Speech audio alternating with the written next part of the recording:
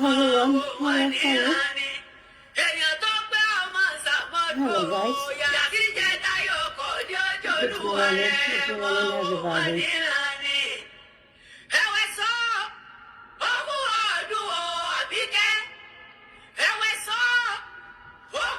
Good morning everyone. Oh.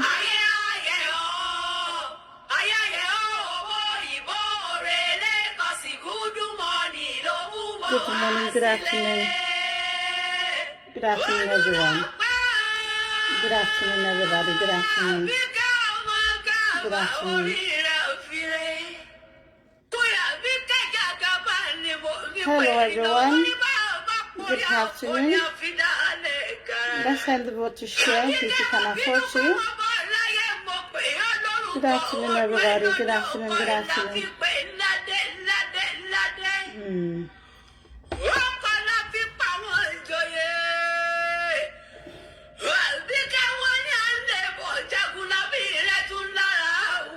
Ẹ káàsán, ṣàlàáfíà ni gbogbo yín wà. Ẹ káàsán, ẹ káàárọ̀. Ẹ̀yin Americans ẹ káàárọ̀. Ẹ̀yin tí Naija ẹ káàsán. Ẹ̀yin tí London tí Europe ẹ káàsán. Ṣé dáadáa yín? Ṣàlàáfíà lẹ wà.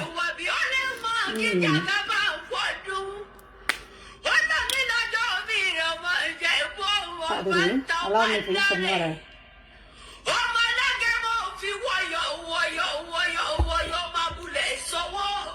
Very unladylike to drink from the bottle, right? Just bear with me. Oh, you want to see what I'm wearing? I'm wearing one of my old dresses in the house, my old Ankara. But it's beautiful, lovely though. Let me show you.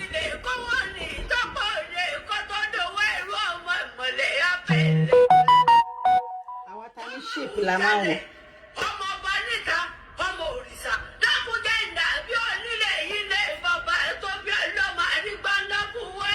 It's for the shapy people. It's an old collection. I'm always more than glad to rock it casually anytime. It's from a scolded house.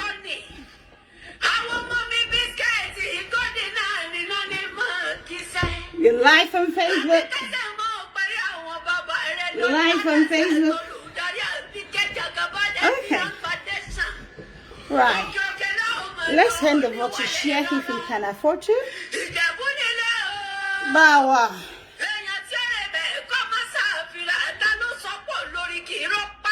Ọmọ àlè lẹni bá ní lórí kì.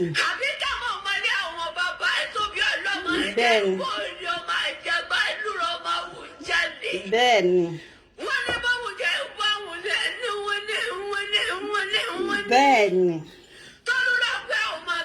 Ew.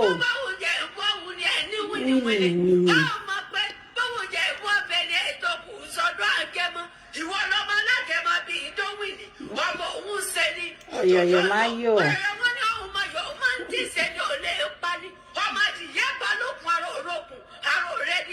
Ben.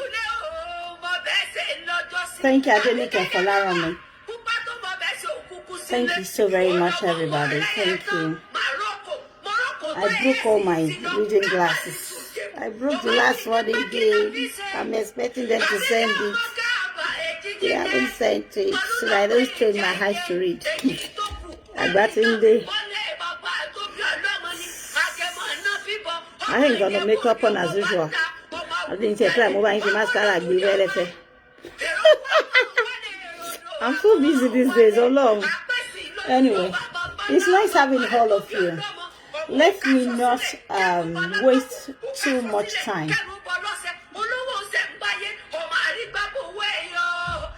Mo máa ń like wọ́n bá ń kí mi báyìí. Ẹ kí mi lọ sọ́dọ̀ àwọn délé ògùn dípẹ́ ọ̀dọ̀ àwọn Genesis lẹ́gbà. Ẹ̀gbá làwà. Ẹ kí mi lọ́bẹ̀. Ẹ̀yin ọmọ ayé ẹ káàsán Ọlájídé Jones. Ẹ káàsán bàbá mi ìyá mi. Ìmọ̀bọ́kùnrin lóbìnrin mo kí yín tọ̀wọ̀tọ̀wọ̀ gbogbo yín pátápátá. Thank you so very much. Akénilé.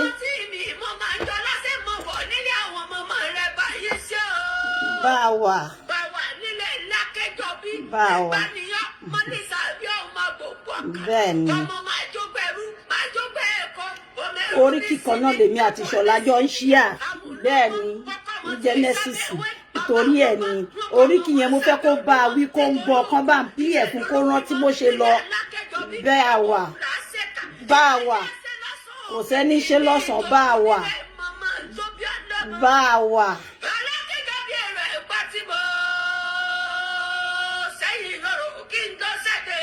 Béèrè ọmọdé yìí.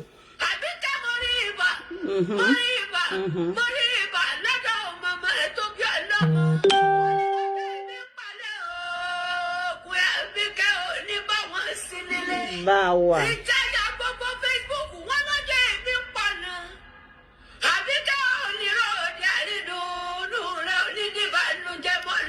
Àṣẹ wà. Ó yá jẹ́ ń pọ̀ sí ẹ̀ báyìí ó ṣe mọ̀dé yìí. Olúmọ àgbì ẹ̀ bó tẹ̀ ń ṣara wa lẹ́gbà ọmọ ni ẹ́ ó mọ̀ wá kídèlé kórí wá wú. Mo kí gbogbo yín káàsán pátápátá mo kí yín káàárọ̀ mo kí yín kú ojúmọ́ rè ní gbogbo ibi tẹ́ bá ti ń wò mí pátápátá káàkiri gbogbo àgbáyé. Mo kí gbogbo ẹ̀yin ọmọ ìjẹ tí mò ń tọkàntọkàn gbogbo ẹ̀yin afẹ́nifẹ́re olólùfẹ́ Àbíkẹ́ mo kí gbogbo yín ní gbèjègbèjọ. Mo tún wá kí gbogbo àwọn ọmọ Genesis Global International. Èmi ò kì í ṣe ọmọ Genesis Global International. Mo kò jẹ́ ọ̀rẹ́. Mo jẹ́ ẹni tó fẹ́ràn olùdásílẹ̀ ilé iṣẹ́ ìjọ yẹn tó jẹ́ arákùnrin olùṣọ́ tí wọ́n pè ní Oladele GENESIS. Mi ò kì í ṣe ọmọ ìjọ yẹn rárá so mi ò lè pera mi ní Genesian or whatever tẹ́ máa ń pera yín èmi ò sínú wọn. Mo kò jẹ́ ọ̀rẹ́ mo jẹ́ afẹ́nifẹ́re fún ìjọ yẹn ni kò jù bẹ́ẹ̀ lọ àti pé àtújọ wá látẹ̀gbà àwa dẹ̀ máa ń bìlíìfù rẹpẹtẹ nílùú Ẹ̀gbá pé wọ́n lè gbá méjì ò gbọ́dọ̀ jára wọn níyàn àwọn náà lọ tún pòwe lẹ́gbàá náà wọ́n pẹ́ dìyẹ méjì nǹkan wọ́n ní wọn kì í jẹ fún ara wọn torí ẹ̀ ni mo ṣe bọ́ta báyìí ni mo ṣe wá àtẹ̀lẹ̀ sílé ní ọ̀sán yìí òun ni mo ṣe pé gbogbo àwọn ayé pátápátá ẹ máa wò pé àwọn ọlọ́jà àwọn ọmọ ayé ni inú ayé lohun gbogbo ń gbé àwa náà ní part of ayé Ọlọ́run ló láyé òun ló lọ́run gbogbo nǹkan tó wà kò tọ́lọ́run dá inú ayé ló ń gbé so tẹ́ bá ń gbọ́ ayé gangan inú ibẹ̀ làwa wà yìí a tún pè wá ní ọmọ AJ team Abike Jagaban yes team AJ team Abike Jagaban team members and àwọn eléyìí ò kì í ṣe ẹgbẹ́ tó kéré lásán ẹgbẹ́ tí wọ́n mọ̀ káàkiri orígun mẹ́rẹ̀ẹ̀rin àgbáyé káàkiri jákèjádò gbogbo orílẹ̀-èdè bí tọ́lọ́run dá tí dúdú láwọ̀ bá wà lẹ́tí máa gbọ́ pọ́ máa yé kan àbí méjì wà ń bẹ adúpẹ́ fọ́lọ́run àwọn èèyàn máa béèrè pé kí là ń ṣe ń bíbá nǹkan tá à ń ṣe ni pé a jẹ́ ẹgbẹ́ the no cyberbullying team àwa la máa ń lòdì sí gbogbo ìyà àìtọ́ pé kán fìyà jẹ èèyàn kán purọ́ mọ́yàn kán tako èèyàn kán parọ́ kí wọ́n ṣe kéńtà ẹ̀ kí wọ́n máa fìyà jẹ láì nídìí kí wọ́n máa wí kàtìkàtì rédèrèdè káàkiri pa èèyàn gbogbo nǹkan tí ò kì í ṣe òótọ́ kán máa manipulate kán rò òótọ́ ọ̀rọ̀ lẹ̀ kán filẹ̀ kán máa parọ́ kí wọ́n máa forọ́ borọ́ mọ́lẹ̀ òun làwa wà fún. So níbi tá a ti ń jàjàǹgbara ọ̀pọ̀lọpọ̀ àìmọye orúkọ náà ti rà fún wa ọ̀pọ̀lọpọ̀ irọ́ ọ̀pọ̀lọpọ̀ bìlísì tí ò ń ṣe títí wa òun náà ti rà síra wọn lẹ́sẹ̀ láì kì í ṣe àwa àwọn adúpẹ́ fọ́lọ́run nítorí pé lẹ́yìn gbogbo rádaràdà rédèrèdè tí wọ́n ń ṣe olúwa ṣe kí ni ó gba ẹ̀tọ́ wa fún wa ó jogún orílẹ̀-èdè fún wa pàápàá ó fún wa ní ìsinmi ó ní gbogbo bí tẹ́sẹ̀ wa bá ti tẹ̀dó sí olóhùn àjogún bẹ̀ fún wa ajá níjà tó tọ́ nígbà tó yẹ ká jà ọlọ́run dẹ̀ ṣe kí ni ó gbà wá níyànjú lórí ẹ̀ ó dẹ̀ fèrè fún wa wọ́n ti parọ́ mọ́pọ̀lọpọ̀ ọba wọ́n ti parọ́ mọ́pọ̀lọpọ̀ ènìyàn wọ́n ti parọ́ mọ́pọ̀lọpọ̀ mọ̀kókó àìmọye ọmọ èèyàn tán ti parọ́ mọ́ tó jẹ́ pé ọwọ́ wa yìí náà ti jáde ọ̀pọ̀lọpọ̀ òṣèlú àwọn olórúkọ jàǹkànjàǹkàn tó yẹ pé tán bá ti wá sínú AJ team táwa bá ti gbà wọ́n báyìí àti di ọ̀tá wọn nìyẹn nǹkan tá a gbà lọ́wọ́ wọn yẹn wọ́n á pàpà fi ṣàràbù fáwa pé bẹ́ẹ̀ ni àwọn òun lòun tọ́lẹ̀ ká ṣàìmásọ sọ̀rọ̀ lórí ọ̀rọ̀ Genesis Oladele tó jẹ́ olùdarí ìjọ tí gbogbo ayé mọ̀ sí Genesis Global.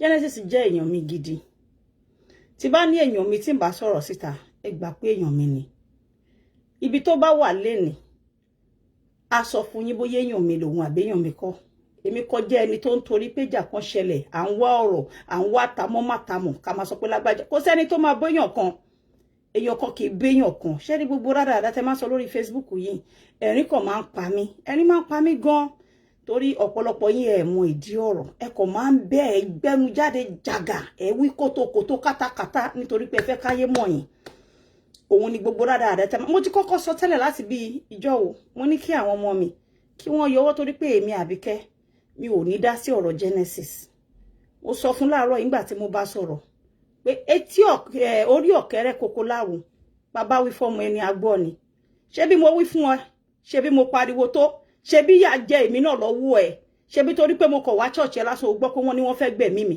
ìjẹ́ ó bọ́ta tíyà kan bá jẹ́yàn tó gbéyàn ṣánlẹ̀ ibi tíyàn gbà kọjá tíyàn ti jìn sí kòtò yóò tún gbọ́dọ̀ tún lọ gbábẹ́ kọjá mọ́ láyé ẹ àti láyé ayé ẹ kò yẹ kán sọ fún ẹ ó kì í ṣe ọmọdé gbogbo ẹ ni mo sọ fún ní àárọ̀ yìí even though he said I should not do this chat. I told him, it's too late. I just wanted you to know. Èmi kọjá ní tó máa bọ́ta máa para ohun bá sọ̀rọ̀ lánàá mo mi tí ẹ fẹ́ bá sọ̀rọ̀ ìyẹn ńkọ́. But deep inside me, deep inside him, he knows that I support him. He knows what I have done because of him. He knows the things tí mo ṣe nítorí títí ẹ̀. Ní ẹ̀yìn ilẹ̀kùn tí mi ò ní di ẹnikẹ́ni láti yìn mí láti gbóríyìn àbí láti wá sọ mí báyìí, okay? Because this is overdue. So I let him know this morning that, listen, Genesis, whether you like it or not, we have to put your members where they belong this morning. I am going out there to talk some senses into them. Listen, Genesis Global Church.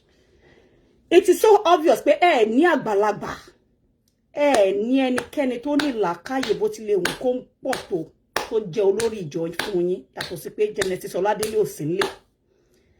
Pọ̀ tí ara yín bí Christian níta gbangba. Adójútini ni wọ́n tó péré ní ọba adójútini òun ni light ìwọ fúnra rẹ̀ tó jẹ́ àbúrò Genesis. Láròjinlẹ̀ o dẹ̀ lẹ́ni tó ń bá yín sọ̀rọ̀ mi ìdẹ̀rò pé ọgbẹ́ tó wà ńlẹ̀ yìí dùn yín kún egun tó bẹ́ẹ̀ gẹ́ tó bá dùn yín tó bẹ́ẹ̀ gẹ́ ni ó yẹ kẹ́ farajọ Jésù ní nínú wa tán bá fọ́ yín létí kìíní ẹ mọ̀ọ́mọ̀ kọ̀ kejì sí torí pé ń dúró di ọjọ́ ìdájọ́ tí Ọlọ́run á ṣèdájọ́ lórí gbogbo àwọn ọ̀tá ayé yín. You don't know what they call Facebook. Ilé ayé ni Facebook. Ilé ọ̀run ni Facebook. Àwọn òṣè ni kán máa fàtẹ́gùn sí ni wọ́n pè ní Facebook. Àwọn ìkayérayé oṣù àtàjẹ́ ló ń jẹ́ Facebook. In case you don't know. Abatẹnijẹ́, àfìràwọ̀ oníràwọ̀ ṣọlá. Arínú oníná kan buná pa kí tí wọ́n bá lè jò. Òun ló ń jẹ́ Facebook. You don't see, look at me very well. Ṣé rí pé mi ò lo makeup. Mo sọ fún yín láti bẹ̀rẹ̀. Ṣé rí mi mo jọ àwọn tí wọ́n ń wá recognition àbí tẹ́ máa pè lórí chat yín. Have you ever seen me there? Nígbà tí bàbá Kasali tí wọ́n dé ńjọ́ sí tí mo wí fún bàbá Kasali. He did not leave the same person. He didn't leave as the same prophet that came there.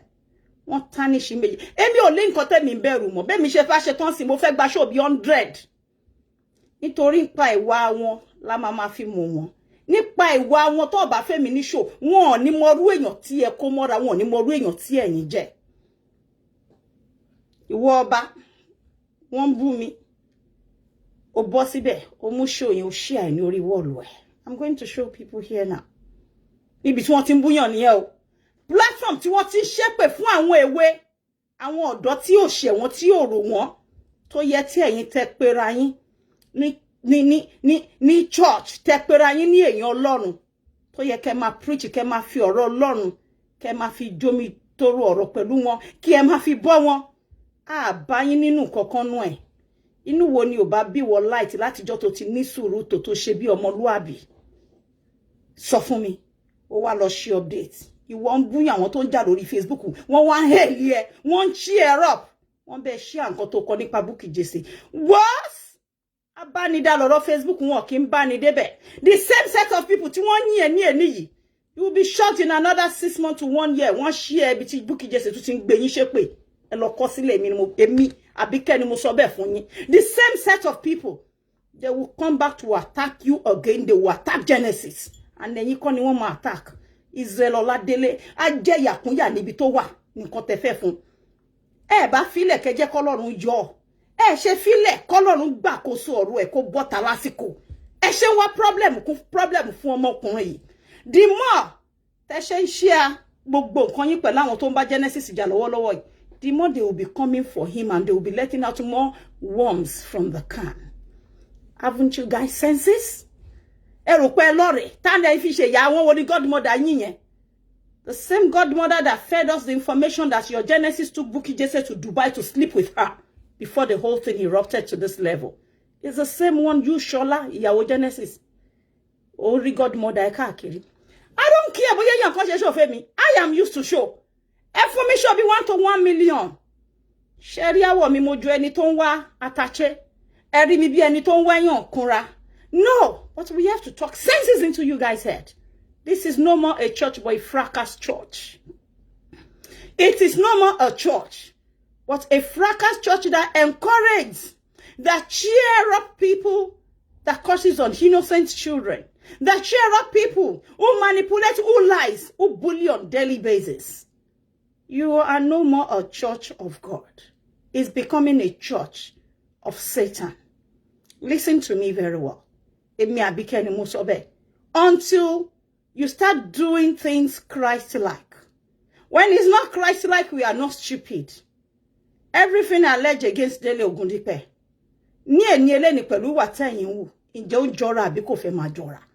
I told him this morning, I text him every goddamn thing. We chatted, he was begging me. He said he spoke to Shola. This is not the time for you. I will come out and tell you the total. None of them is any different from Abike Jagaban. Listen. The reason I like, let me tell you, they all have this evil coven where they were all trained. Anybody that is trained from there, they never change. Shola, do you belong there? Yawo Genesis. What were you watching? She Shola Jundu any. Oh, Risho fracas share. Oh, Yawara fracas hell every now and then. I don't want to be held. Remember before Genesis was incarcerated in the Motijuara me ife. Emma figba kokon heli me. Baby kwe to ba dota ton wa so pe ti heli mi ri. I just want to be on my own. Oloto le mi Abike mo man sọ fún yín pa ji ṣe bí Ọ̀yọ́ láàrin. Abike kì í ṣe bí baba me ni kokon ya ya baba ńlá ku baba wọn ló ma ṣe bí Abike. Èmi kọ́ ni ma ṣe bí baba ti wọn. Ewo òrìṣà ká má rí bí tán bá pè lórí wọn kì í fi délẹ̀. Asokoko lójú ọlọ́rọ̀ kọ́lọ́rọ̀ gbọ́ lèmi Abike kò sí nǹkan tí baba ńlá kú baba ọmọ ọlọ́rọ̀ máa fi mí ṣe wà láìta láìsímọ́ bí láì wọn kí n torí gbígbó kọ́ pajá èèyàn kan ń torí kíkàn báyìí kán má gbò kan yìí lọ́rùn èèwọ̀ mo wí yìí ná bó bá ṣẹ̀ mí màá tún wí mí àwígbé ni kò sí nǹkan kan tó máa ṣẹlẹ̀. I do not like wahala. Now gbogbo àwọn followers Genesis tí wọ́n fẹ́ràn Genesis tí wọ́n support Genesis gbogbo wọn literally lè ń gba àwọn èèyàn jágàjágá tí wọ́n ṣe náwó sí pèlè èèyàn yìí láàyè láti máa ti kábọ̀ lójú. Wọ́n bú àwọn èèyàn. Why can't people have their freedom of opinion and expression? Everybody wants to know why that guy, Bobo Sulaiman, why he was attacked. Tí ẹ̀yin bá ní parochial committee tí mo dé ń bèrè lọ́wọ́ yín, àwọn àgbààgbà jọ yín dà, àwọn onílàákàyè bẹ̀dà, àwọn ọ̀jọ̀gbọ́n bẹ̀dà, àwọn onínúure bẹ̀dà, àwọn tí ẹnu wọn ká ọ̀rọ̀, tẹnu wọn ká délé, tẹnu wọn ká gbogbo yín dà. Torí mo rí pé ara Genesis kò tó ọ̀rọ̀ díẹ̀. I told him this morning the way it was. Listen, guy, you will put yourself more in trouble. I told him this morning when I was speaking to him. But because when you fail to plan, you will always plan to fail in the future. I don't want anybody to call me, please. Nobody should call me. Nobody should call me. I'm not going to pick any call. Mi gba tí mo sọ fún láàárọ̀ pé olórí ilé máa ń pàṣẹ ni, a wá fi ẹsẹ̀ múlẹ̀. Òun wà lé òun ò sí lé o. Báyìí níjọ iṣẹ́ gbọ́dọ̀ dúró. Please, nobody should call me. Nobody should call me for now. Please, I can't pick any call. Nobody should call me. I'm using this phone, so you are disrupting my recordings. Tí òun ò bá sílé, bí òun ṣe fi òfin lẹ̀, ni òun fẹ́ kó ṣiṣẹ́ wà. Ọlámùkún ẹrù ẹwọ́, wọ́n ń tò látòkè. Ìsàlẹ̀ ló ti wọ ọ̀rọ̀ Genesis. Mo sọ, mo wí yìí ná. Òfin tí ò lè fi lẹ̀ nígbà tó wà nílẹ̀ bí ẹlẹ́sẹ̀ méjì, mo sọ fún jọ́sí. Mo lárábìnrin sọ pé òun ní pé kán wá pa mí mọ́nú church. Ǹjẹ́ ẹ rí kó sọ nǹkan kan di ọ̀la? ìjọ ìyá mi lẹ́yìn ilẹ̀kùn ló ti máa bẹ̀ mí àjọkùn ní mo àti ẹ̀bọ́ tá ń sin sí I will address it till tomorrow. He never addressed it. I was not upset with him, let me tell you, because I knew what was going on between him and that person. I didn't get angry. Ẹgbọ́n mi dáadáa lẹ́ni ó dẹ̀ dénú mi lẹ́yìn yẹn ni mo tún support ẹ̀ lẹ́yìn yẹn ni mo tún ṣe ọ̀pọ̀lọpọ̀ nǹkan fún lẹ́yìn tí a sọ ọ̀rọ̀ wọ̀nyí mo tún support ẹ̀ because Olúwa ò fẹ́ kó ẹlẹ́ṣẹ̀ bí kò ṣe kó ronú pìwàdà. Bàbá àjọ ẹ lọ ronú pìwàdà. I supported him. Tell him. Maybe he will tell you. I am not one of those who brags here. Who the fuck is who? Tí mo fẹ́ fi wọ́n gbéra. Mo lákọ̀ gan bí ìṣe lówó bẹ́ẹ̀ ṣe máa ń pè mí lélẹ́kìsí. Akọ́pọ̀ jù fún mi. I choose my kind of people. Àwọn wọlé pé speaker tó fẹ́ bú èmi Àbíkẹ́. You have to trace antecedents. Báwo ni wọ́n ṣe wá kí ló gbé wọn lórí Facebook. Bóyá tẹ́ bá trace ẹ kẹ́rí pé ìkà lásán wọ́n sponsor wọn pẹ̀lú owó ló gbé wọn lórí Facebook ẹ̀yin inú ẹ̀ wá yẹra nítorí pé mákan lọ́rọ̀ yìí. Ẹ gbọ́ lórí yẹn. Wọ́n lórí ètò kanra wo ó ń bọ̀ wá kanra ẹ̀dẹ́. Ó ń bọ̀ wá kanra ẹ̀dẹ́, ó ń bọ̀ wá kanra ẹ̀dẹ́. Ẹni sùúrù díẹ̀ ni. Oyè tó ń kanra wo lọ́wọ́lọ́wọ́ báyìí ni tán dúró lẹ́yìn yín. Tó bá kanra ẹ̀dẹ́ yín, Genesis á tún land sínú another problem. Tá bá rí ẹnikẹ́ni yín tó ń gbé speak phone àwọn wọ̀nyí tí ẹ̀ ń tì síta yìí. Wọ́n á record ohun yín gbogbo the same thing tó ṣe. Let me tell you, if tán bá lè hold Bukky Jesse ní allegiance at some point tán pè ní àǹtí àwọn tán gbowó lọ́wọ́ ẹ̀. No matter what nǹkan tán pè ní loyalty ni pé kómí ó gbọ́dọ̀ lanu sọ kó dalẹ̀ èèyàn títí ẹ̀. Tán bá lè dá who the fuck is you and Genesis tí wọ́n ní fucking dàyàláyà yín dànù. Ní làákàyè ni. Come on! Ẹ wake up! Ẹ kéèyàn kọ́ sọ sense sínú yín. Tán bá lè dá ẹni tán pè ní àǹtí àwọn yẹn tán gbowó lọ́wọ́ ẹ̀ tán gba gbogbo nǹkan lọ́wọ́ ẹ̀. Loyalty does not betray at any point to the point of death. Wọ́n tán pè láwo ni wíwo ẹnu awo máa ń wo ni. Ẹnikẹ́ni tí ò bá lè ṣàwo bó bá dá wọn lọ́tùn bó bá wá yí sọ́dọ̀ tiẹ̀ ló sì náà má rò pé ní nǹkan awo kan tó lè bá ṣe náà tí ò ní dá ẹ̀. Kàrá ni mo sọ fún yín. For everything tẹ́ ń bá wọn ṣe lẹ́nìí gbogbo tó bá ti pè nú yín wọ́n kó yín dání ni o.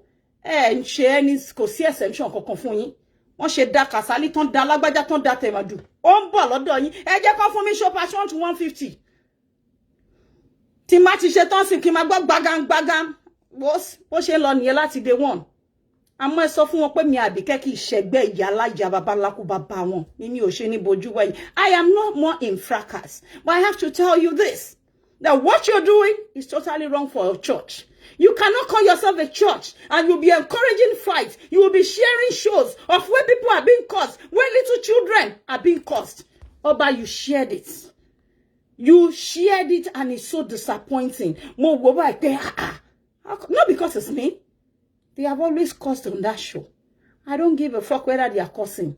Gbọ́n mo máa ń sọ fún yín pé ìránṣẹ́ lè pè. Tá bá pè tẹ́ni tá rán sí ò bá deserve ẹ̀. Ó ń padà bọ̀ wá jà wọ́n.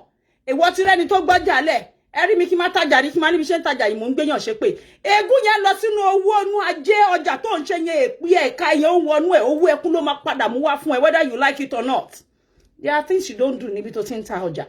No, wàá pín wọn sọ́tọ̀ tó bóyá ju ọjà wàá sílẹ̀ sọ́tọ̀ ìjọ fẹ́ ṣe pé ajẹ́bẹ̀ ègún èpè ló ń gbé wọnú ajé àǹjọ̀nú ní gbogbo wọn ó ń pè sára ẹni torí ẹni tó rán èpè yẹn sí tí ò bá dísàvù ẹ̀ tí ò ṣẹ́ tá dàbí òní jẹ́ kó dúró ń bẹ ó ń padà bọ̀ wá bá ẹ tọmọtọmọ inú ilé ẹ within the vicinity ibi tó ti ń ṣe ìwọ wá pẹ́rẹ́ lẹ́yìn Ọlọ́run ìwọ ọba ó bọ́ta ó mú ṣó bẹ́ẹ̀ ó bẹ̀rẹ̀ sí ní ṣíà ẹ̀ ibi tó ti ń gbéyàn ṣépè tó ń gbé ọmọ kékèké ṣépè ìwọ ní God ó ń ṣe àrùn ṣó bẹ́ẹ̀ jẹ́ ń fi wọ́n ẹ o kó má bàa deny ni mo ṣe fẹ́ fi wọ́n ẹ o kó má bàa deny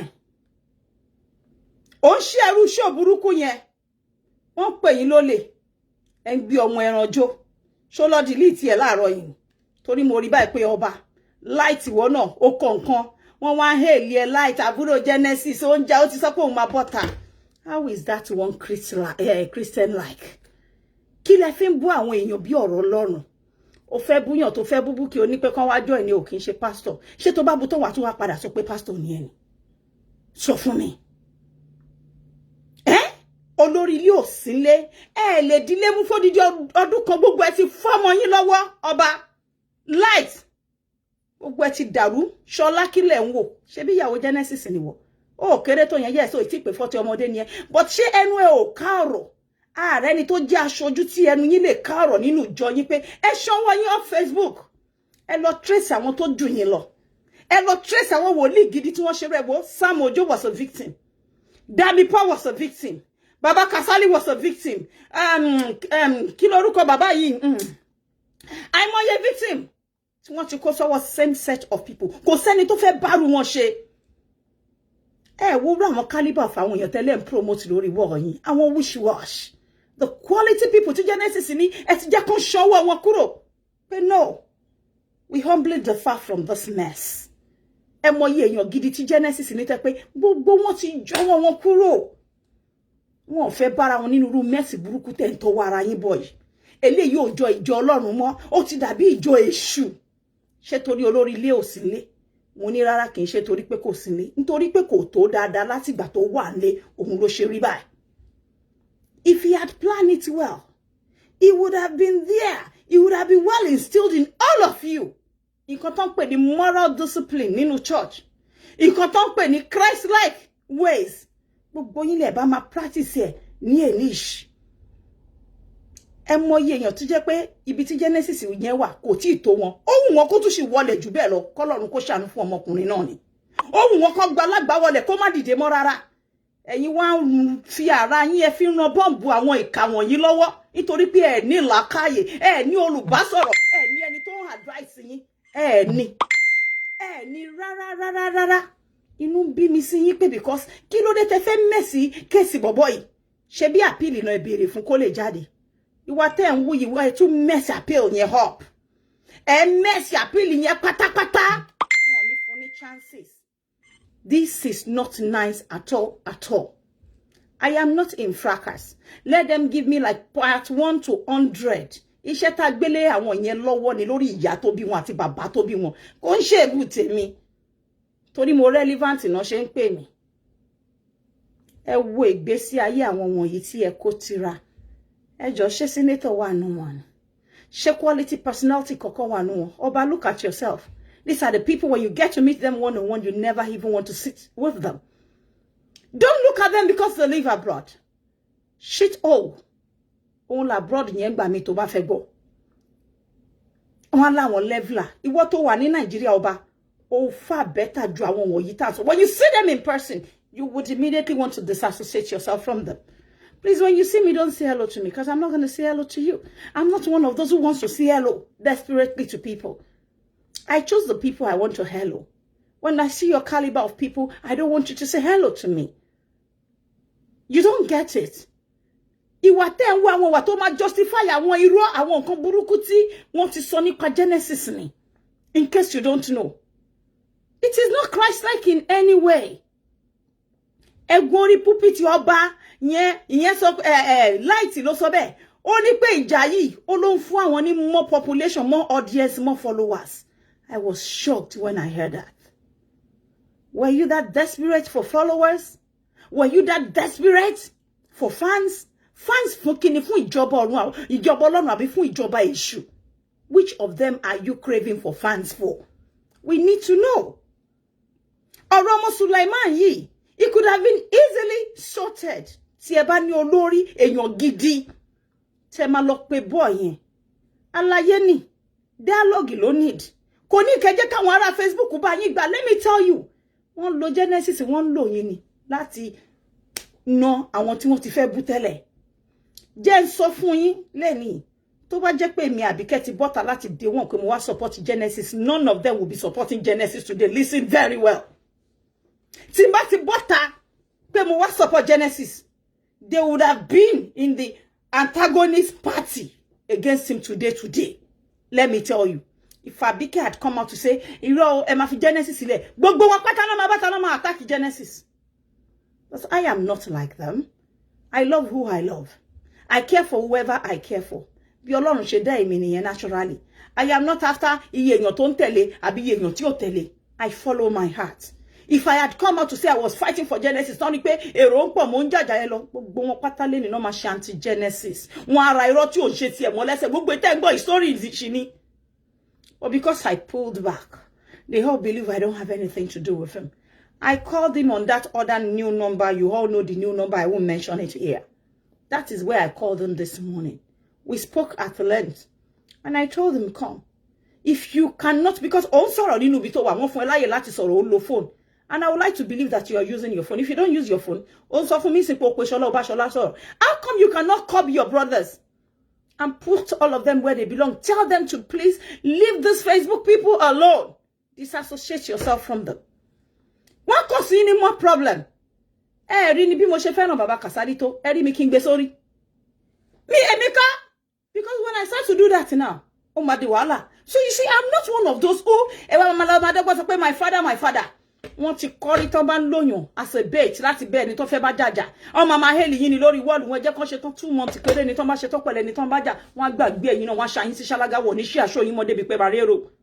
Mo kan lo yin ni. Ẹ fẹ́ jẹ́ ká wọn non entity tí wọn lórúkọ tí èyàn gidi kan kò mọ̀ ngbe sí ayé yìí. Àwọn tí ẹ lè súnmọ́. You see some of the people tó máa wá bá èmi lórí social media attack me. They may never get to see me one on one ní ayé yìí tá máa fi kúrò láyé. They may never get to know who Abike is in real person. They may never ever. Because myself and them's paths are just totally different. Le pàdé lè jọ jókòó, èyàn tó mọ̀ lè mọ̀ mi, èyàn tí mo lè mọ̀ wọ́n kò lè bá wọn ṣe. Let me tell you. Ọlọ́tọ̀ ní tòun ọ̀tọ̀, I go on my own. And irú àwọn èyàn tẹ́ máa rí tẹ́ fojú àti ẹ̀yin gan. Mo mọ̀ pé àwọn ọmọ ìjọba òkùnkùn tá à ń sọ lọ́dà side wọ́n pọ̀ nínú church yín. Bóyá ni Ṣọlá go belong síbẹ̀. Let me tell you the truth today. Because I remember as at the time tí Bukky wà pẹ̀lú wọn gbogbo yín ló fà mọ́ra sínú bẹ̀. Ṣé bíjà ló dé lórí ìdòwe. So ẹ lè kúrò easily mọ́ lẹ́ni. Ìjà ló dé ní orí ìdòwe. We know what is happening. Me, I know what is happening. Torí Genesis kò jẹ́ ẹ̀gbá bíi tèmi, my ẹ̀gbá brother. And he's somebody that I respect so much. Because mo believe pé ó ti kẹ́kọ̀ọ́ ẹ̀ nínú ṣubú tó níyì. But ní àárọ̀ yín gbà tí mo bá sọ̀rọ̀ mo ní olùṣọ́ ṣé o ẹ̀kọ́ ẹ̀ ló ń sọ fún mi yẹn pé you have not learned from your past. This is repetition of the same whole thing that led you where you are presently. And you are allowing it to take another course right in front of you. No way. This is not just possible. I told him this morning. And he said, okay, he will speak to you. Ọba ń ṣe aṣogbóṣó tán ti ń ṣépè fún àwọn ọmọ. Ìwọ tó pera ẹni láìtì àbúrò olùṣọ́. Ṣé bẹ́ẹ̀ kò síbi tí Ọlọ́run ọba ti jogún ọkùnrin tó ti fọwọ́ kàn rárá ni láti joy. Ó rí débi pé ọ̀rọ̀ délẹ̀ wọ́n wá ń ṣe ẹ̀ṣù ẹ̀. Abánidá làwọn tá ń wí wọn bá ní débẹ̀ bọ́n bá tẹ̀lé ẹ débẹ̀ má jáfira láti gba kámú pé wọ́n nìkan ló dá dúró. Wọ́n ní bẹ́ẹ̀ dá sí tán bá tẹ̀lé ẹ débẹ̀ tán. Àwọn tẹjọ́ ń tán bẹ́ẹ̀ láwọn bẹ́ẹ̀ bá ṣọ̀tá lẹ́ni. Ó máa yẹ lẹ́nu pé tó bá di ọ̀la. Ó ní pé báwo náà ṣe di ọ̀rẹ́ àwọn ọ̀tá bàbá Kasali padà lójijì. Lẹ́yìn tí bá tún Bálágbájá ṣe kíkú pa àwọn káwọn ṣánkú. Wo yín mú. Wọ́n ti ẹ gọ́gọ́gọ́ débi kòtò gbogbo àwọn tí wọ́n sọ pé àwọn ò ní bá ṣe mọ́. Ẹ má wá surprise pé wọ́n á padà ládi Bukky Jesse ní ojú yín. Ẹ lọ kọ́lé mi Àbíkẹ́ ni mo sọ bẹ́ẹ̀ fún yín. Ó ti ṣẹlẹ̀ rí àwa ti rírí ni. Torí ẹ mo ṣe sọ pé tí bá ní mo ṣá wọn sí ṣáláńgá wọn ò padà wá mọ́ láyé títí òpin ayé síbí báyìí. I have my reasons. Èmi ò sínú ẹni tó ń jù around the circle. Ó ti ṣe wọn tọ́lọ́run rán mi sí wọn níbi tí mo wá wà mo fẹ́ dá dúró ni títí tí Ọlọ́run máa fi fọwọ́ kàn wọ́n ní ọkàn àbí tó máa fi ṣègbé sínú kà tí wọ́n ra wọlé yìí àbí tí orí gbogbo àwọn kéékèèké aláìṣẹ̀ tá bẹ̀rẹ̀ sí ní dá fún wọn tá dàbí àwọn tí wọ́n ọ̀ṣẹ̀ tó máa bẹ̀rẹ̀ sí ní gbé wọn ṣubú tá máa dínà ọ̀rẹ́ wọn láyé. Ẹ̀yin ò fi ẹ̀mí ṣe ìrìn àjò yín ni. Kí lẹ wá ṣe ń jẹ́ èèyàn Ọlọ́run? Kí ni wọ́n ń pè yín ní Christiani fún? Kí ló wà Christian like ní ara yín nígbà tí ẹ lè rìn pẹ̀lú ẹ̀mí tó jẹ́ pé ara lẹ fi ń rìn lẹ fi ń sọ̀rọ̀ lẹ fi ń ṣe gbogbo nǹkan. It is too obvious. Ọba, it is too obvious. Gbogbo yín pé ara lẹ fi ń operate ẹ sínú ẹ̀mí rárá. Tẹ́ bá wà nú ẹ̀mí ẹ bá rí pé wọ́n sọ fún yín pé orí ọ̀kẹ́rẹ́ kòkó lọ́rùn. Ẹ má jẹ́ kó tún gbé yín ṣubú lẹ́lẹ́ǹkejì. Ọ̀rọ̀ tí ò yẹ kẹ́ sọ ẹ sọ. Ẹ̀yin lẹ ń sílẹ̀ tàwọn tó ń jà fọ́jú àjàkú lórí Facebook lẹ ń celebrate wọn fún birthday. Ẹ jọ̀ọ́ mo bẹ̀ yín wọ́n nílẹ̀. Ẹni Genesis ẹ má celebrate èmi jọ birthday mi o. Wọ́n ní ni mo fún yín lẹ jọ̀ọ́. Mo celebrate olùṣọ́ yín torí mo like ẹ bọ̀. Ẹ má celebrate ní on my birthday. Mo fún yín wọ́n ní ẹ jọ̀ọ́ kì í ṣe ti jà. I don't just want to be found on your platform. Mo bẹ̀ yín ní ẹ jọ̀ọ́ pẹ̀lẹ́bẹ̀ humbly.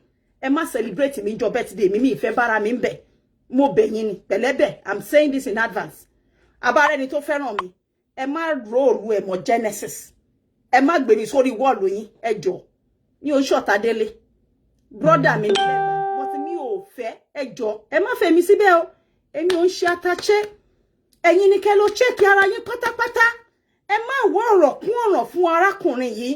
You are getting him into more problem. It is becoming complicated. He just sought an appeal. Now, wọ́n grant any appeal. Ẹ wo bí gbogbo ẹ ṣe messy. Àwọn olólùfẹ́ Genesis one but ó ń bà mí nínú jẹ́ bí mo ṣe rí pé some of àwọn tí mo mọ̀ pé wọ́n fẹ́ràn ẹ̀ wọ́n promote ẹ̀. Wọ́n dẹ̀ ń ṣe update fún mi dẹ̀ fẹ́ jábọ́ lójú mi. Nítorí pé àìṣe déédéé yín àìmọ̀ wá wù yín. Ẹ̀yin tẹ́ fún ní mọ́tò láti America. Tó bá jẹ́ lóòótọ́ lẹ appreciate ẹ lẹ nífẹ̀ẹ́ kí ló dé tí gbogbo yín ò pera yín jọpọ̀ ẹ rò pé ariwo lè ṣe ọ̀rọ̀ tó wà lẹ́yìn ni ariwo ò lè ṣe Ọlọ́run nìkan ló lè gba ẹ̀san Ọlọ́run nìkan ló lè gbèjáde léjà Ọlọ́run nìkan ló lè yọ nínú wàhálà yìí kì í ṣe ariwo kì í ṣe pé ẹ fẹ́ dá ẹni tó bu lóhùn ẹ̀rọ mélòó lẹ lè sọ bíi ti Bukky Jesse mélòó nu yín lẹ ti bọ́ta rojọ́ mélòó nu yín lẹ ń ṣe chat Victor tó bọ́ta fún yín lẹ́nu jọ́ mẹ́ta yìí the same set of people tẹ́yìn rò master iṣẹ́ aṣọ wọn ẹ rí bí wọ́n ṣe ń bú Victor ẹ rí bí wọ́n ṣe ń tẹ̀ sí Victor lójú ṣáláì more ni yín ni ṣe sanwó fún Victor ni ọmọkùnrin yẹn fi gbogbo nǹkan tó ní ló fi ṣe iṣẹ́ yìí ó ju gbogbo ẹlẹ̀ ẹ rí wọn tó ń ṣe update fún Victor the same set of people àwọn rádaràda tí ò sẹ́ni tó fẹ́ so mọ́ wọn láyé tó jẹ́yàn gidi wọ́n ṣe update fún Victor èyí tún lọ ń ṣe aṣọ wọn ẹ rí pé ká abáramọ̀ọ́rẹ́ jẹ nìyí ẹ ní ẹni tẹ́lẹ̀ fi sọ̀rọ̀ pé don't go there. Ara àwọn Messiah tí Ọlọ́run rán sí yín ni Victor. Ó ṣe iṣẹ́ yẹn bí ẹni pé bàbá tó bí ni wọ́n blog. Ó ṣe iṣẹ́ yẹn bí ẹni pé màmá tó bí ni wọ́n blog. The same set of people táyìn ṣe aṣọ wọn tán hèlè yín. Wọ́n wá ń ṣe update fún Victor. Wọ́n ń gbé Victor ṣépè. Ìwọ ọba aṣọ bọ́ta ni àbí láìtì ẹnu ẹ gbọ́rọ̀ lọ́sàn gangan tí o fẹ́ sọ̀rọ̀ lámọ̀ wí. Speaker. Ǹjẹ́ o ṣe update fún Victor pé my brother will love you, don't worry, no curses fashioned against you shall come to pass. She update rara. But only she update pé you are coming back for any nation of clinic of Manchester. Only she update fún Bukky. Kí ló ṣe láti fi update láti fi sọ fún Victor pé we love you. Wọ́n kọ̀ sí ẹ̀. Wọ́n gbéṣẹ́ pé ìwọ Ṣọlá ṣó pé lẹ́yìn yẹn pé brother mi ẹ jọ̀ọ́ torí Ọlọ́run ẹ má bínú. Ṣó pé ìyàwó olùṣọ́. Ó pé o.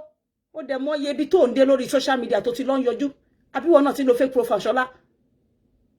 Pé ọmọ yẹn pé wọ́n gbé ọ̀tá ẹ̀ ṣe pé ṣe bí lórí ọ̀rọ̀ yín náà ṣe gbé ṣe pé mélòó nu yín lẹ pé Victor Ọlọ́run ló dẹ̀ mú Victor because I want him at some point ṣe rí èmi mi ò kí hide I let you know the way I feel I wrote it out there pé Victor be careful with these people tó hẹ̀ lé tó lọ celebrate ẹ̀ ń bẹ́ ti díẹ̀ wọ́n jẹ́ kán jáde ẹ̀ sílẹ̀ wọ́n fẹ́ kó àwọn èrò tó wá wù ẹni tó bá kó wọn tán mo sọ mo ní wọ́n jàn díẹ̀ mọ́lẹ̀.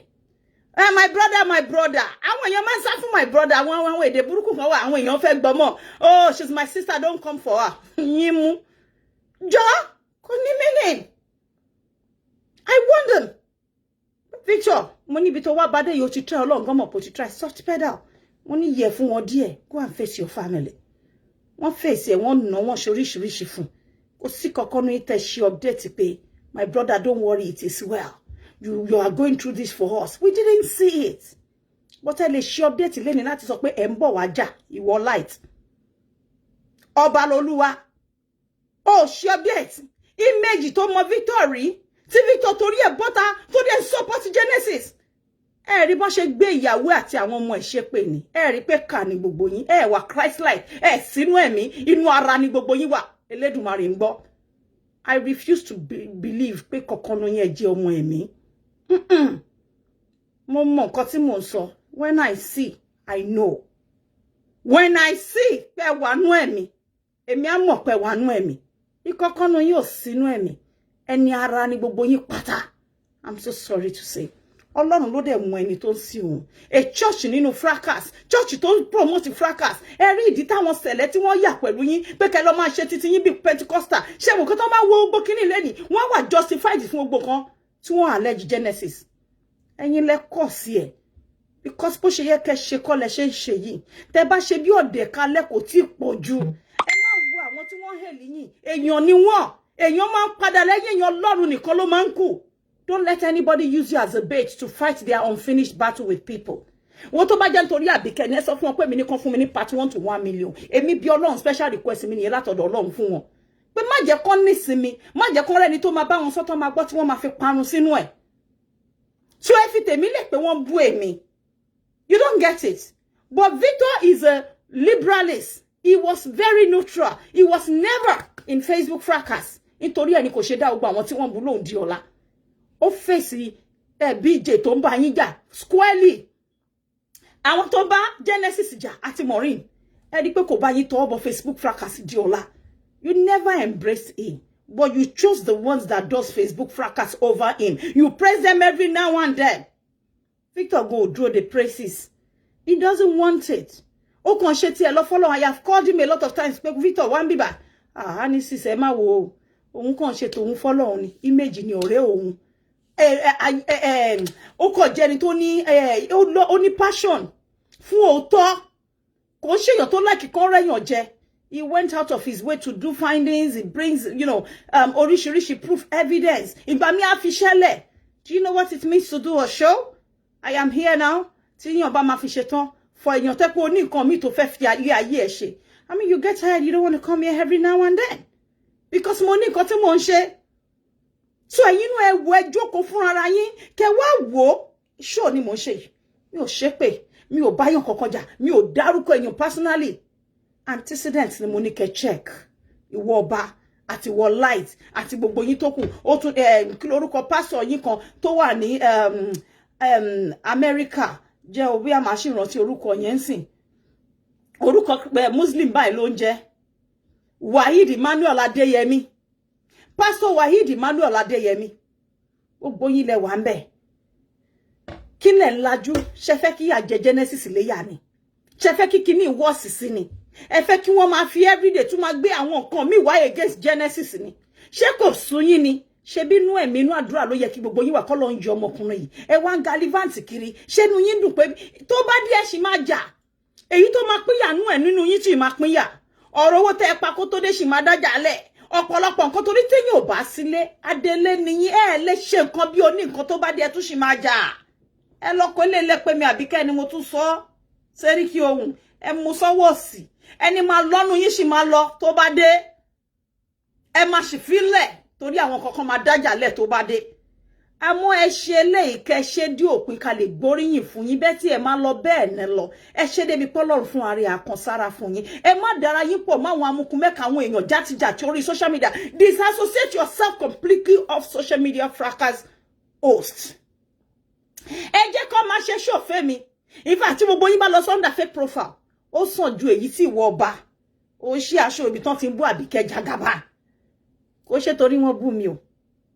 Sórí èmi, ó ṣí ẹ̀. Wọ́n máa bú mi pa. Ó mọ̀ kínìdí. Èmi lẹ́kùn ọkọ̀ yálàyà baba ńlá kú baba wọn. Bó bá ìparọ́ mẹ́mi kan ṣe ṣó fún mi, ta ló fẹ́ mọ̀ wọ́n, ta ló fẹ́ wò wọ́n. Mi ilé háyà wọn lọ́mọ ọ̀dọ̀. No, àwọn ọmọ ọ̀dọ̀ mi máa ń ní tí wọ́n decent, wọ́n láṣọ gidi ìgbàlódé lára. Kò yẹ tí irú àwọn ilé tí mo wọ̀ yín sí tán bá sún mi sì máa dáhùn fọ́mọ ọ̀dọ̀. Come on, pick it up. Wọ́n fún yàn ní gold ṣeré ni. Màá fún wọn. So sori pé ó ní èyí tí mo lè háyà sọmọ ọ̀dọ̀. Not because of me. Ẹ rántí pé wọn ṣe ń bú mi ńbẹ̀. Mi ò pé Genesis rí. Bọ́ torí pé ní alẹ́ mọ́jú àárọ̀ yìí mo rí ọ̀pọ̀lọpọ̀ àwọn ènìyàn tí wọ́n nífẹ̀ẹ́ Genesis. Abẹ́fẹ́ Robert. She was a lover of Genesis. I'm sure Genesis knows this himself. A lot of people, Lola Kiyemi, they were lovers of Genesis látilẹ̀. Mo dẹ̀ rí gbogbo wọn, wọ́n dẹ̀ ń ṣe update Genesis nítorí pé àwọn ẹranko tẹ́ ẹ dà síta. Ẹ̀yin lẹ dà wọ́n síta nù church. Ẹ̀yin lẹ dà wọ́n. Ṣé Bukky Jesse ti kú?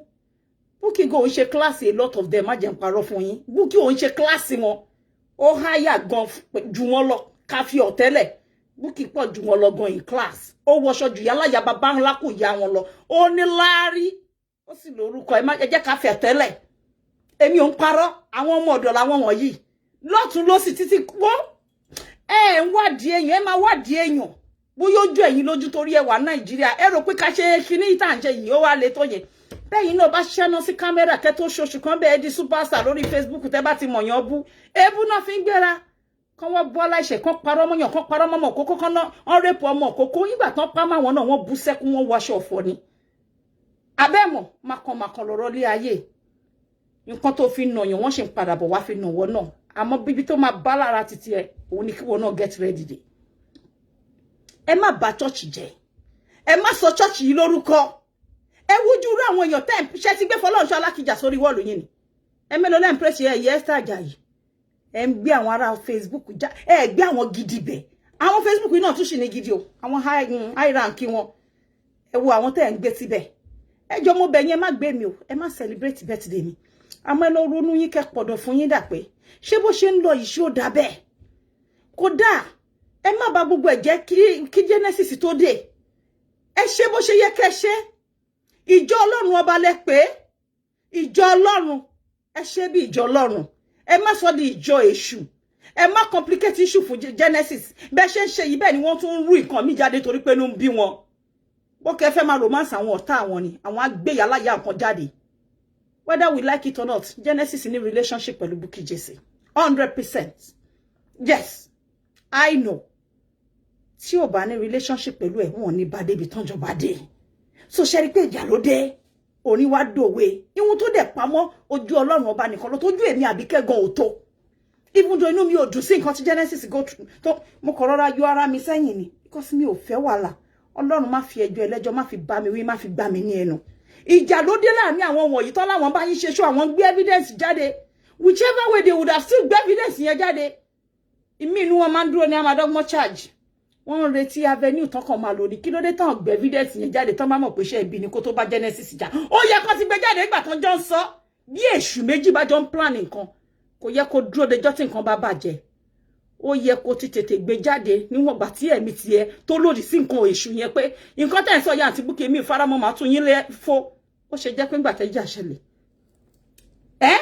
Èèyàn tó bá lòdì sí iṣẹ́ ibi lẹ́sẹ̀kẹsẹ̀ lẹ ti máa rí pé no mo jọ̀wọ́ mi not until tíjà bá ṣẹlẹ̀ láàrin Genesis àti Bukky Jesse for you to know it is all planned work. Everybody just wants to use the name Genesis Global to shine. I really tag you guys as the last time tí mo sọ fún yín náà nígbà tó ọmọ yẹn sọ pé òun lọ́yàn sí mi nínú church pé kán wá attack mi tí Genesis ò sọ nǹkan kan sí di ọ̀la. Àmọ́ bí ṣe máa sọ pé màkànmàkàn lóye nǹkan ṣẹ́rí kó yí òyí bíríbírí ó kàn ẹ́ o Israel òyí bíríbírí ló bá kàn ẹ́ o ṣé bí mo wí. Nǹkan tó bá yẹ kíyàn ṣe lásìkò tó bá tètè ṣe kò ní di ọ̀dọ̀ ẹ̀. Ìkà tó bá ṣe fọ́mọlàkejì ẹlẹ́gbẹ́ tó bá tètè bá wí ìjọ́ tẹ́ni ẹ bá máa ṣèwọ fúnra rẹ̀ náà nìkà má mi kàn má jẹ́ kó bá ẹnu jẹ. Ṣé wọ́n ṣe fọ́mọlàkejì ẹlẹ́gbẹ́ ó dùn wọ́n ó rẹ́nu sọ̀rọ̀ ó sọ nǹkan kó wà okay so why tí ò ṣe ní ṣe fún wọn náà láṣẹ gbé. I told him this morning ṣọlẹ́ mi ò mọ bí wọ́n ṣe máa hide ẹ rí pé mi ò dá sí láti jọ. I told him everything all her this morning pé you are failed to learn. You are her leader. Leaders do not do this. They don't go this way. Kò bá wọn ike túbọ̀ takẹ́ ní kò bá sọ̀rọ̀ o irọ́ ló ń pa ṣé mo pé mi ò ń jí sọ̀rọ̀. Ó wà láàrin èmi àti ẹ̀. Ẹ dẹ̀ mọ̀ pé mi ò ní ever láyé mi wá sí phone tó yẹ wo. I don't have the time. But I told him this morning, you can't stop me from doing this show. Just for you to know I'm going to do that show. And for you to call those people. Because if you don't call them, they will mess things up for you completely. Ìwọ ló mọ nǹkan tó ń bẹ̀rù tí ò lè fi wà ní charge of nǹkan ẹ̀. Èèyàn kì í kéré nídìí ẹrú ẹ̀. Ọba ò kí ń dábàá, ọba máa ń pa àṣẹ ni. Ṣé bẹ́ẹ̀ mi lọ lórí ẹjẹ tìmù lẹ́nìí? Bó bá wù mí máa pàṣẹ tó bá wù mí lórí àwọn ọmọ mi pé mo ní mi ò fẹ́ nǹkan máa yarí kanlẹ̀. Wọ́n dẹ̀ láti bá mi fẹ́, tó bá bá mi fẹ́, máa dissolve ẹgbẹ́ yẹn pátápátá. Yes, torí èmi ni olórí ẹ̀. Èmi mo mọye ìyà tí mo jẹ. Tó bá jẹ́ pé Israel jẹ ìyà lóòótọ́, ló jẹ gbogbo ìyà. Kó tó rí bẹ́ẹ̀ yẹn tó kọ́lọ́run tó gbà fún. Kí ló dé tó máa gbẹ̀yìn èèyàn láti bàjẹ́? Ọba ọmọdé ni ẹ́. O tí mọ nǹkan tán pè láyé ó dàpọ̀rọ̀ ọmọdé gan wà lára ẹ̀. Ó sáré lọ ṣe update. And that thing from Manchester. Ṣé wọ́n lẹ́mi Bukky Jesse? Wo mẹ́wàá ò ní ẹ̀mí Bukky Jesse. Ṣọ́ra àwọn tó rán yẹn náà. Mẹ́wàá wọn ò lẹ́mí Bukky Jesse. Yes, there's of her. She's a mean person and extremist. She just doesn't want to answer her. Mo like here, gbogbo wọn ti adopt a style in me. Because when you are big, when you are too much for somebody, you make them the non-grata that they are. You make them irrelevant. Kill them with silence. sọ fún wọn bó yàlá ya baba ńlá kú baba wọn bá gùdùn bí ọ̀rọ̀ nìkan gbé microphone fún kó bọ́ta wa kó ń ṣerú ẹ̀yìn ṣìpẹ̀rẹ́ kíní kan wọ́n máa ń pè ní periwinkle lọ́dọ̀ àwọn tó ń ta nǹkan periwinkle ṣàgbójú títí lóun fẹ́ máa bá gbìn fọ́nbù ní èèwọ̀ irú wọn eré ọmọdé ní àṣà tí ó nìkan àwa ti kọjá pa ń fọ̀rọ̀ yìí wérò a ti kọjá pa ń sọ̀rọ̀ yìí láti fi mọ̀ ọ̀yàn àbí kẹ́ wá gbé mi sí wọ́ọ̀lù yín ó mọ ẹ sọ fún yín lẹ pé ẹjọ́ ẹ má consider mi lára àwọn friends of the house débi pé gbé mi síbẹ̀ ó lójú rú bí tí mo ti fẹ́ kàn ti rí mi ìyẹn ò bá relationship èmi àti Israeli Oladele jẹ́ ìyẹn pastor Genesis yín ń bá rí wọn lé ní olùṣọ́ṣẹ́ wa ṣàlàáfíà ni o ẹ pẹ̀lẹ́ ìsìn bá tèmi lọ. God sees my heart inside me. I care for him like my brother. He knows himself. I have done a lot of things with him in the past. He knows up till towards the time that he went to jail. I don't have to come here and shout and yell. He's still in there. Lórí phone mi àti ẹ̀. He's a nice guy. But the way he's just keeping quiet, come on, kí lẹ̀ ń sọ yìí. Nǹkan àbàjẹ́ ju nǹkan tẹ́ ń rò lọ lèmi sọ fún yín. Báwo ni wọ́n ṣe máa sọ nínú church pé ìjà mú kéye máa rí èrò. Ṣe lọ́dọ̀ gúnlẹ̀ lóṣòdì. Láìtì kó ra dá fún wọn kó ra ọ̀bẹ fún wọn. Kí church yín lè gbòòrò sí. Wọ́n jà ó sọ lẹ́nu ẹ nínú church. Ẹ ti delete chat yẹn. Kí n plan kẹ́ tó sọ̀rọ̀. Nǹkan kan tẹ́ máa sọlẹ̀. Àbá ìsílẹ̀ Genesis náà ló mú yín kẹ́ máa wíwí kúwì. Kí wọ́n máa sọ àbí kí lórúkọ ọba yẹn kó máa sọ pé nọ́tọ̀ba light ló sọ pé ìyẹn àbúrò Genesis kí wọ́n wé èrò ìjà yìí gan pé wow ó wà impress ó kérò wá sí ṣọ́ọ̀ṣì mi ò gbọ́ irú ẹ̀ rí. Kúkú lọ dájà lẹ̀ lóṣòdì rà dá fún wọn àbí kẹ́ lọ sọ́dọ̀ wọn ní ibi tán ti ń jagun àwọn ti gbowó kẹ́ kúkú lọ sáàrin àwọn Fúlàní kẹ́ rà dá àti ọ̀bẹ fún wọn kẹ́ kúkú mọ̀ pé kérò lè pọnú ṣọ́ọ̀ṣì ni. Ọ̀rọ̀ yẹn so wà disheartening. Ẹ̀yin tó jẹ́ pé òjíṣẹ́ Ọlọ́run ọba nìyẹn a fi yín sí ìdí iṣẹ́ Ọlọ́run pé kí olùṣọ́ yín fi dé nínú àjò tó lọ ẹ wá ń ba gbogbo nǹkan jẹ́ ẹ ń sọ pé ìjà yìí ó má jẹ́ kérò tún pọ̀ èrò wo ló ń pọ̀ ṣé èrò lẹ ń wá ní àbí èèyàn Ọlọ́run má gbé èèyàn lọ́wọ́ yín kó fèrò lẹ̀ àwọn èèyàn lẹ́tí ń lè èrò lókù àwọn bí ajá bí ẹranko rádaràdà tẹ́ pé lè réyàn gidi èmi Àbíkẹ́ èmi máa ń jáde bí sínétọ̀ ni mo máa ń jáde bí èèyàn gbogbo èbúté ń gbọ́ ìyàwó ara búṣì ni ó kú bàbá ńlá kú bàbá ọmọ èyí tó máa gbéná wojú èmi tó bá rí èmi ní orí ìdúró èmi mo ò dẹ̀ láìkì ìdọ̀tí mo máa ń rọra lọ báyìí oníyangí òun náà wọn tẹ̀ ń wí yẹn aṣọ àlàdẹ̀lẹ̀ mi Àbíkẹ́ wọ̀ mi ìfẹ́ bẹ́lẹ̀ po wọn ṣeré tẹ́ bá máa rí sí pé ọ̀rọ̀ tí mo sọ òótọ́ ọ̀rọ̀ yìí wọn gbọ́dọ̀ má fún mi ní show bí 100 Sẹ́ríkì ohùn ló ń sọ̀rọ̀ ṣéwù voice yes òun ni ó ń sọ̀rọ̀ yìí Yeye Bewa joking. I am not scared of anybody. I have never been susceptible to any form of threat. Èyí tèmi Àbíkẹ́ ńlá jáyì tó bá ṣe bàbá ńlá kú bàbá wọn ni wọ́n ti kákùnrún nínú ẹbí wọn dànù. Èyí táwọn ṣe fún mi tán máa rò pé àwọn máa wá bú yìí. Tèmi bá darú ẹ̀ bò wọ́n àbí tán bá rírú ẹ̀ láyé látọ̀dọ̀ ẹlòmíì wọ́n á ti kú wọ́n á tún kú wọ́n á tún ikú kú bí ẹ̀mẹ́fà. Wọn ò ní lè survive kò sí kankan nínú ó lè survive nǹkan tẹ́mi Àbíkẹ́ survive mi ò tí ì speaker òun wọn ò ní sùúrù wọn bú wọn lọ́kàn gbọ́ ẹ máa rí pé lẹ́sẹ̀kẹsẹ̀ ara títa wọn má ti bọ́ta wọn ò ní nǹkan tó ń pè ní ìfaradà tàbí kẹ́ máa gbọ́ tí máa fi gbígbọ́ ṣe bí aláìbí àwọn ò lè ṣe wọn ti bọ́ta wá dáhùn fòrò so ṣe rí pé ta ni ọ̀gá àgbà tó bínú lọ́mọ ẹ̀ ń pọ̀ jọjọ òun lèmi Àbíkẹ́ ṣe ń wò. They have all served under me at one point or the other. Under me as a servant. So why would I? Èmi ò ṣerú àgbà bẹ́ẹ̀. Nǹkan tó ń sìn wọ́n ń wí ṣì máa wálẹ̀ lára wọn. Ìdọ̀bálẹ̀ ni gbogbo wọn ti máa jẹ gba wọn last. Èmi ò ní down. So láti tí má ṣe ń drop by ìpáka mo fẹ́ máa gbọ́. Bọ́tà wá gbé èsì alákìsà. Bọ́tà wá gbé èsì yeye bẹ́pọ̀n jì. Bọ́tà sọ fún ẹ jẹ́ kí ìyàwó náà wẹ́pọ̀n tán máa bá jí. Ẹ̀yin tẹ́ jẹ́ ní ṣọ́ọ̀ṣì ni mò ń bá yín wish pé ẹ lọ jókòó ara yín jẹ́jẹ́ tí Genesis bá dé ẹ̀ ní rérò mọ́ nínú church ọmọ tẹ́ fẹ́ ràn lọ́wọ́ aláìní arọ ẹ̀yin ṣe lajú yín lẹ̀ káwọn tẹ̀yin ṣí aṣọ wọn máa bú arọ yẹn ní orí wọ́ọ̀lù yín tẹ́ bá wà nù fracas it is okay but church lẹ́pẹ̀rẹ̀ yín wọ́n wá ń pè láàrọ̀ wọ́n pè láfọ́jú wọ́n bẹ̀rẹ̀ sí ní bú ìwọ tún máa dáhùn ìkànnù iṣẹ́ ọba àbẹ́ òun ló lọ pè sórí iṣẹ́ ìwọ sọ pé tọmọ yẹn bá máa wá bẹ̀bẹ̀ ìwọ sọ pé tó bá máa wá bẹ̀bẹ̀ pé kó má dá wá torí tán bá lù pa kò sí ètò pọ̀n yín o kí wọ́n máa sọ bẹ́ẹ̀ kó tán bá lùyàn pa nínú church yín ṣé lóòótọ́ lẹ̀ ń lùyàn pa lẹ̀ ń pààyàn nínú church yẹn ní lóòótọ́ because o tún sọ bẹ́ẹ̀ gbàtẹ́ lọ pé sórí iṣu ẹ̀ pé ò ní kó má wá bẹ̀bẹ̀ o bọ̀tánítì tó bá ṣẹlẹ̀ sí pé kó má wulẹ̀ wá ẹ ti gbọ́ pé bọ̀ tán bá wá ṣe léṣe why church lápẹ́ra yín ṣé ẹ fẹ́ káwọn èèyàn wá mọ́ ni ẹ fẹ́ rí èrò ń bẹ̀ mọ́ ni ṣé fẹ́ bá bẹ̀ jẹ́ fún Genesis tó bá dé ni it suffered so much to build that place ẹ má ṣe yamayama tóun kò bá mú ọ̀tọ̀ torí kò mọ́tò let me tell you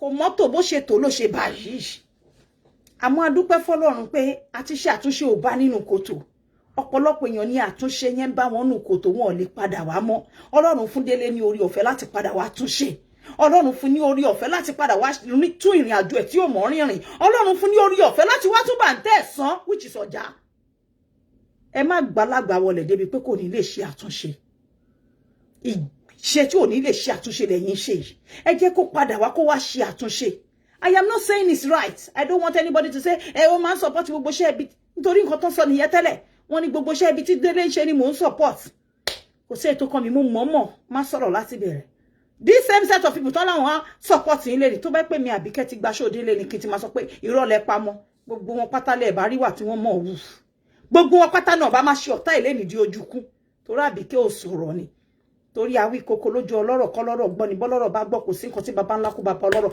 ṣé ẹ̀rí Saheed Shittu ta ló mí sí show Saheed Shittu lórí àwọn kaola yé tẹ bá mí sí ẹ lọ wò ó ṣé truth be told àbí kí ló máa ń pe show ẹ lọ wo show Saheed Shittu ó finish kaola mélòó nú àwọn olórí burúkú tẹ máa gbọ́ pọ́n láwọn fẹ́ attack Àbíkẹ́ torí ó ṣe lẹ́tí rí tán ti attack Saheed Shittu because ọ̀rọ̀ kaola tí mo treat kan náà fẹ́ sọ everything tàbíkẹ́ bá kọ̀ sọ náà fẹ́ twist tó bá bí baba ńlá kú baba wọn rẹ ní kán lọ attack Saheed Shittu èmi ò tí ẹ wọ kaola mi ò sọ òótọ́ ọ̀rọ̀ fún òun wọ kaola ó fi síbi tó yẹ pé ìka àgbà ní àgbà òdòrò ni go and check his chart ẹgbẹ́ bẹ̀rí fún ó sọ tòótọ́ kú nínú show yẹn ta ló tó fèsì ẹ ta ló tó lọ bá so mo fẹ́ kẹ́ mọ̀ ìdí tẹ́ pé tàbí kẹ́ bá sọ̀rọ̀ they will always come forward because ìdágìrì kan rèé tó ń da gbogbo wọn láàmú wọ́n sọ̀rọ̀ ìdààmú àìsọ̀rọ̀ ìdààmú ṣe bẹ́ẹ̀ ti rí wèrè kan tó ti tan live chat gbágán ó ní Àbíkẹ́ on Genesis wọn ò gbádùn these are deluded set of people ẹ fẹ́ kó wọn pọ̀ mọ́ church ṣe rí ẹni tẹ́ ẹ lé tó bá Genesis jà Bukky ó wà 10 times better ju gbogbo àwọn tó wà ní ìlú ẹ bá mi kọ ogun yẹn á pọ̀ jù fún yín tó bá délé ọwọ́ yín ò ní ká ẹ rántí pé màláìka yìí wí bẹ́ẹ̀ pé mo ní ọwọ́ yín ò ní ká awọ́ sì ju èyí tí Bukky Jesse ṣe lọ ẹ lọ kọ sílẹ̀ pé èmi ni mo sọ bẹ́ẹ̀ fún yín pé Àbíkẹ́ sọ ẹ bá gbà wọ́n láàyè ibi tí Genesis ò dé wọ́n ṣẹ̀ṣẹ̀ wọ́n rán Délé padà lọ́bẹ̀ with evidence ẹ̀yin ṣe bí wọ́n ṣe rí bó ṣe mú ohun òun wá fún yín kí ló máa mú ẹ̀yin yọ kúrò lẹ̀ Ṣọlá bó bá wọn sọ̀rọ̀ wọ́n á mú ohun ẹ̀ lẹ̀ lọ kọ́lẹ̀ kó get ready wọ́n á mú voice yẹn wọ́n á tọ́jú ẹ̀ lẹ̀ bí ọba bá wọn sọ anything plan anything wọ́n á mú voice yẹn lẹ̀ the only person tí mo lè fọwọ́ sọ̀yà fún ni Victor Oking bẹ́ẹ̀ ni mo fi gbogbo ọwọ́ sọ̀yà fún pé ọmọ ni èèyàn ni adúró ti nígbà ṣòro ni ẹ lọ kọ́lẹ̀ pé mi Àbíkẹ́ ni mo sọ bẹ́ẹ̀ fún mo fún bàbá Kàsálí ní déètì tó máa ṣẹlẹ̀ déètì tí mo sọ mọ́ǹtì yẹn ló ṣẹlẹ̀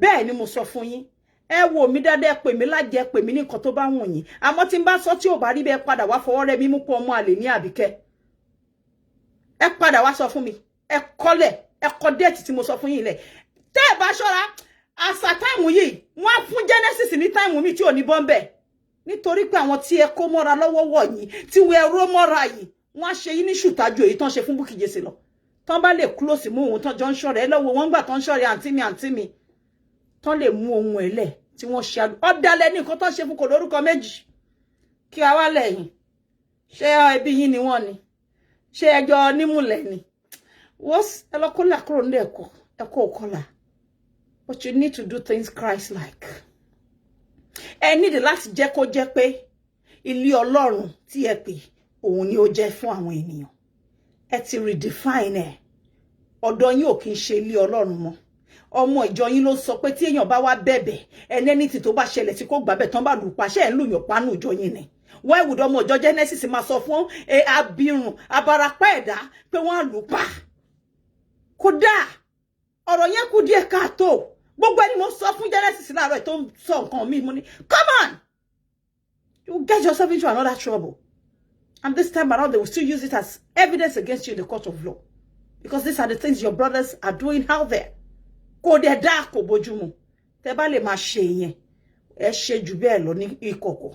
Tó bá lè mú yín lọ sọ síta pé tí ọmọ yẹn bá wá bàbẹ̀ àárọ̀ yẹn pé ẹ ń torí pé ẹ fún lówó. Ẹ̀yin lajú yín lẹ̀, ṣé bí arọ Ọlọ́run máa ń gbàyàn lágbàtàn ni pẹ̀lú àbùkù ẹ̀. Nígbà tẹ́ gba arọ tí ò mọ̀ wá wù, ǹjẹ́ rí mi rí kí n wá debunk ọmọ tó máa sọ pé wọ́n ní mo kówó ẹ̀ jẹ. Nítorí pé ó wà nínú àìlera. Tí bá ní ká fi gbogbo ẹwọ ọmọ náà ǹjẹ́ kò fi kú ṣèfàjẹ gbẹ̀yìn kọ́lọ́run jọ kó fọnù kẹ̀. Èyàn tó wà nínú ìlera tó lè ní depression, anything lè happen. Ẹni ó sọ pé àǹtí Abike wá fún mi lówó mi. Anybody tó wà vulnerable ni wọ́n lè yí láti ṣiṣẹ́ bí. Kí ló mọ̀? Ìrora tó ti wà ní ọdún márùn-ún béèyàn kan bá promise pé sísìn máa yọ kíní yẹn kúrò bọ̀ wá lọ parọ́ mọ́ lágbájá bàbí kó sọ pé báyìí. Of course á sọ. Ṣé fẹ́ kémi wá debunk ẹ̀yin? Ikọ́ ẹyọkan lèmi ń dúró dè. Àwọn tí wọ́n allege mi mo ní ẹ fún mi ní evidence kẹ́dẹ̀ gbé mi lọ sọ́dọ̀ ọlọ́pàá kẹ́dẹ̀ report mi pé mo kówó aláìsàn jẹ. And it refused to happen till date. Ọdún wo ló máa ṣẹlẹ̀? Mo ní gbogbo account tíjọba lè verify. Mo dẹ̀ tún sọ nǹkan kan pé ẹnikẹ́ni tó bá lòun san 10,000 fún mi lásán àbí 500 lódìdí pounds. Mo ní bring the evidence forward. Di ọ̀la mi ò rí ẹni tó lè present case pé this is the pay.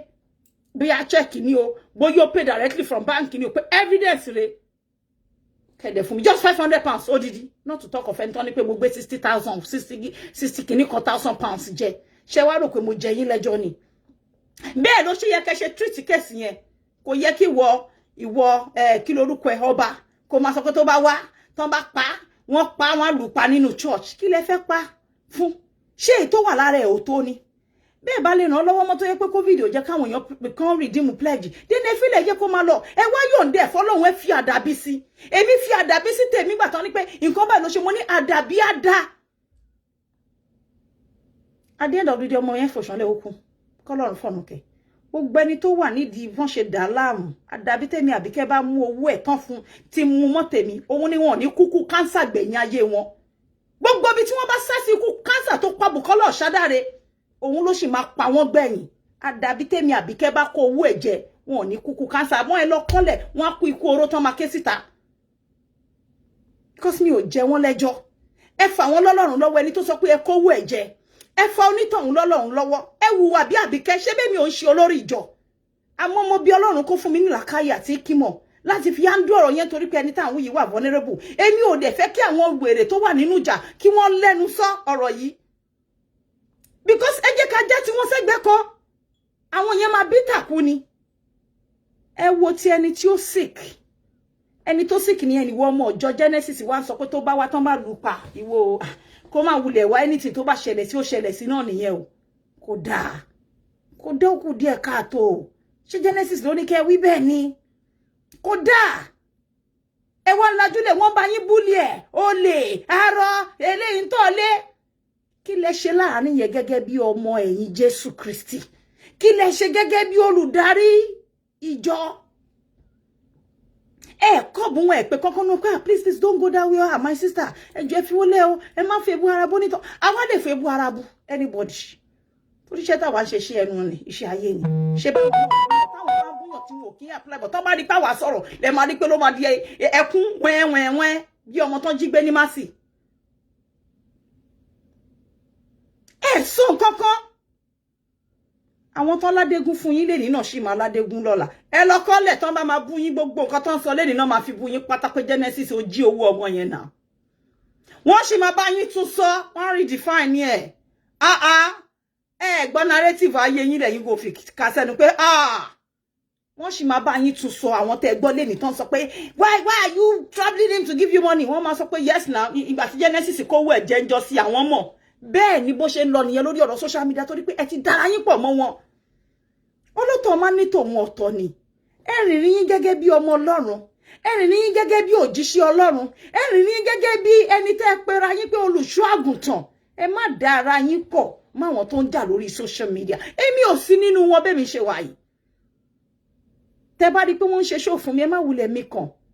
ìlara ológun wọn kì í wíjọ́ ìlara inú ìlara ò kì í rẹ́jọ́ sọ wọn kì í rọ́rọ̀ wí bẹ́ẹ̀ bá bí wọn ọmọ tó ń bí mi yìí náà tẹ́ bá bí pé bolo ti mà bí kẹ́kí làbí kẹ́ ṣe fún ẹrí wọ̀nà náà sọ fún yín pé wọ́n wá háyà òun ni ó yẹ yín náà ẹ wo irú èèyàn bẹ́ẹ̀ yẹn nínú ìjọ yín lẹ́ni tí ò lè dúró kó rí ẹ̀rí kankan mú dání pé èèyàn kì í lọ fìrù fọná wádé kó ní ẹni yẹn wá ṣe yẹ kó ṣe yàmàyàmà kó wá dẹ́jọ́ yẹn rò torí tí wàhálà bá jẹ́ jójókòó tó lọ́ fọwọ́ ara ẹ̀ wá nǹkan tó bá rí díẹ̀ ni kó manage gbogbo èèyàn kọ́ níyàn máa ń fọwọ́ gbá lójú wá gbà mí ò ní ṣerú ẹ̀mọ́ tó máa fi kú nílé ayé ẹ̀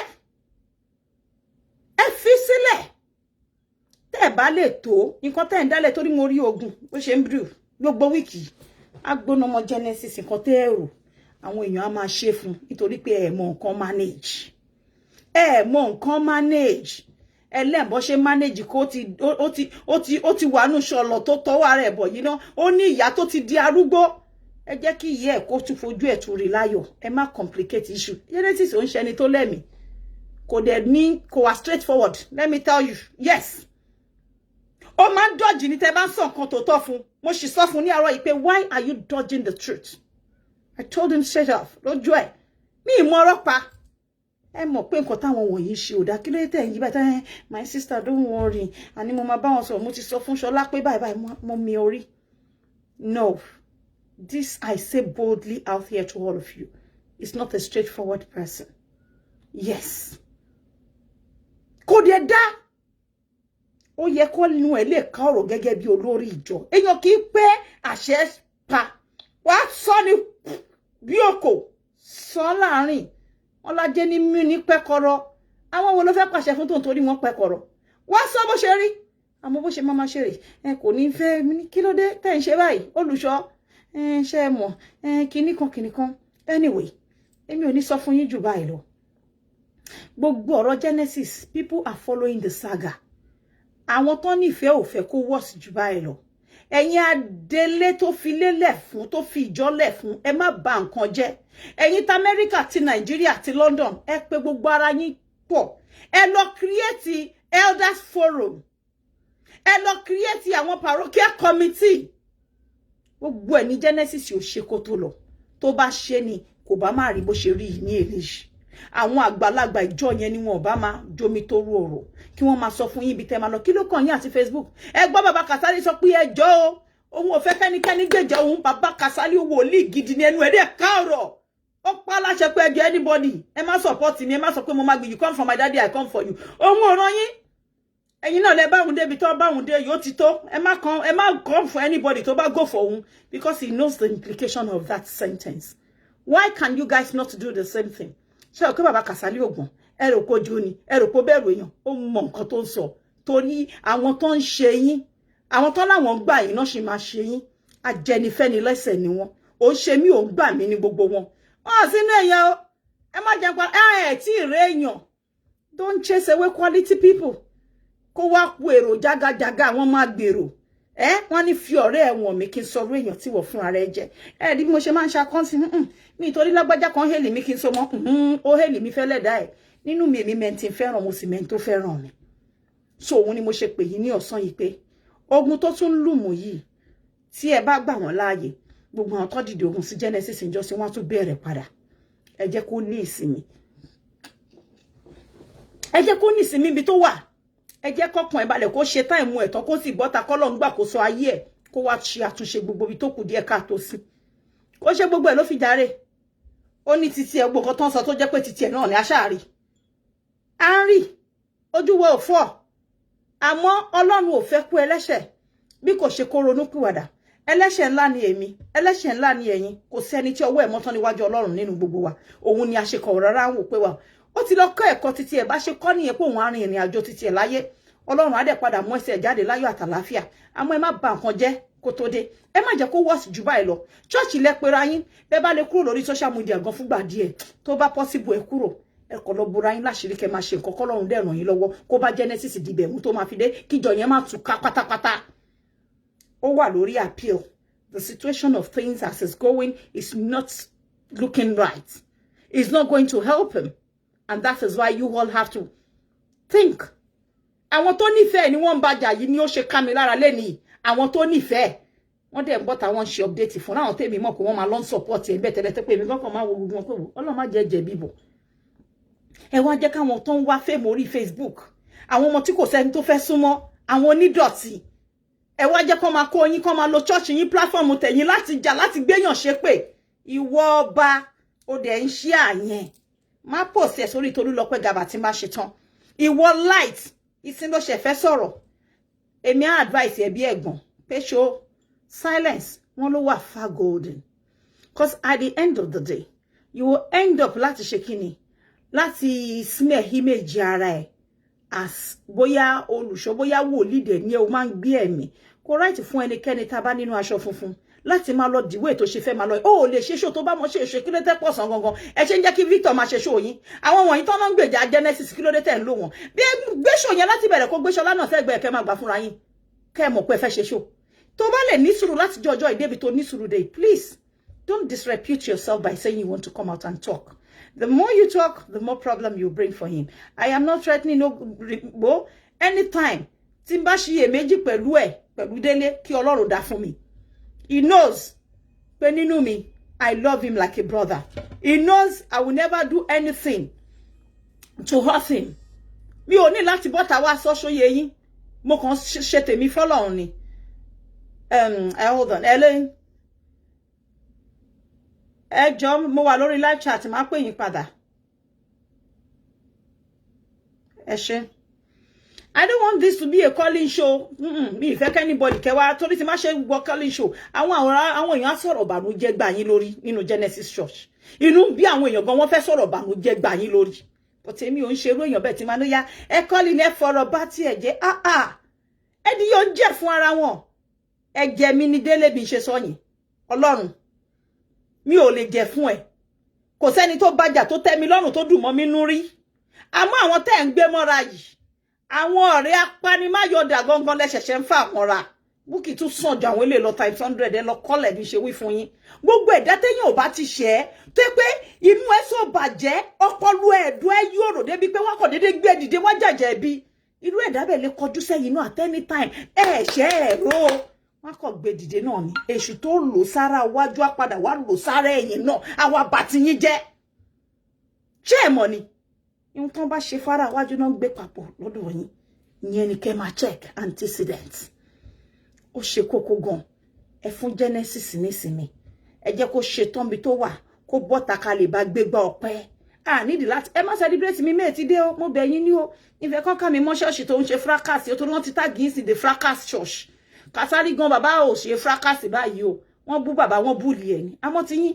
ẹ̀yin fracalize ń galivant ẹ̀ tún sọ nínú church pé yóò ó kérò wá fún yín so ẹjọ́ ẹ mọ̀ sẹ́ int wo tẹ́bẹ́tẹ́bẹ́ ni èmi ò ń ṣara yín kò yọ ìfẹ́ ẹni tí ń fẹ́ràn kúrò lọ́kàn mi wọ́n mi ò ń ṣe ara yín mo bẹ̀ yín ni ọ̀rọ̀ tí ẹ nídìí òun ni mo wá sọ fún yín mi ò dẹ̀ fẹ́ kí ẹni ọmọ ayé ẹni ọmọ agency no matter how intensifying tí attack àwọn wèrè yẹn ìbàjẹ́ ẹ gbọ́dọ̀ at any point go for Genesis mo bẹ̀ yín mo ní update yín tẹ́bẹ̀tẹ́bẹ̀ ni mo fi ń bẹ̀ yín ẹ fi gbogbo ẹ̀yà èmi ìyá yín ẹ fi ṣoṣù kẹ́ fi para ẹ torí tèmi mo ń bẹ̀ yín ni ẹ má dá wọn lóhùn ẹ má pẹ̀lú ọ̀bọ wọn jáwúra I am begging you mo rí pé wọ́n múnú bí yín àbẹ̀fẹ́ mo ń ká gbogbo update yẹn please jọ torí Ọlọ́run yá mi mo bẹ̀ ni you know this is what they want wọ́n wá ẹni tó máa come for Genesis ni ò ń ṣe mí ò ń gbà mí ní gbogbo wọn nǹkan tí wọ́n fẹ́ lélẹ̀ so that àwọn ẹlòmíì á máa attack wọ́n ń ṣiṣẹ́ fún Bukky Jesse lábẹ́lẹ̀ ni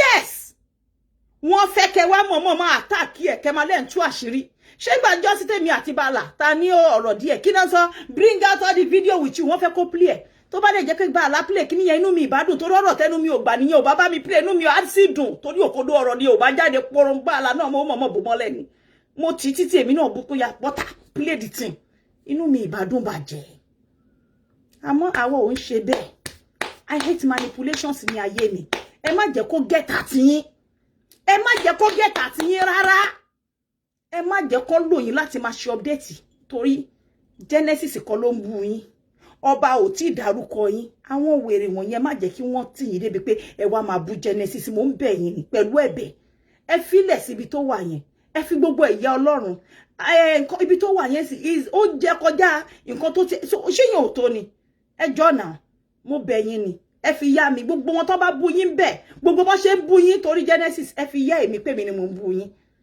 ẹ má ṣe update fún wọn mọ́ lọ́lá gbogbo yín mo ń rí update yín mo ń bẹ̀ yín ni just let him be.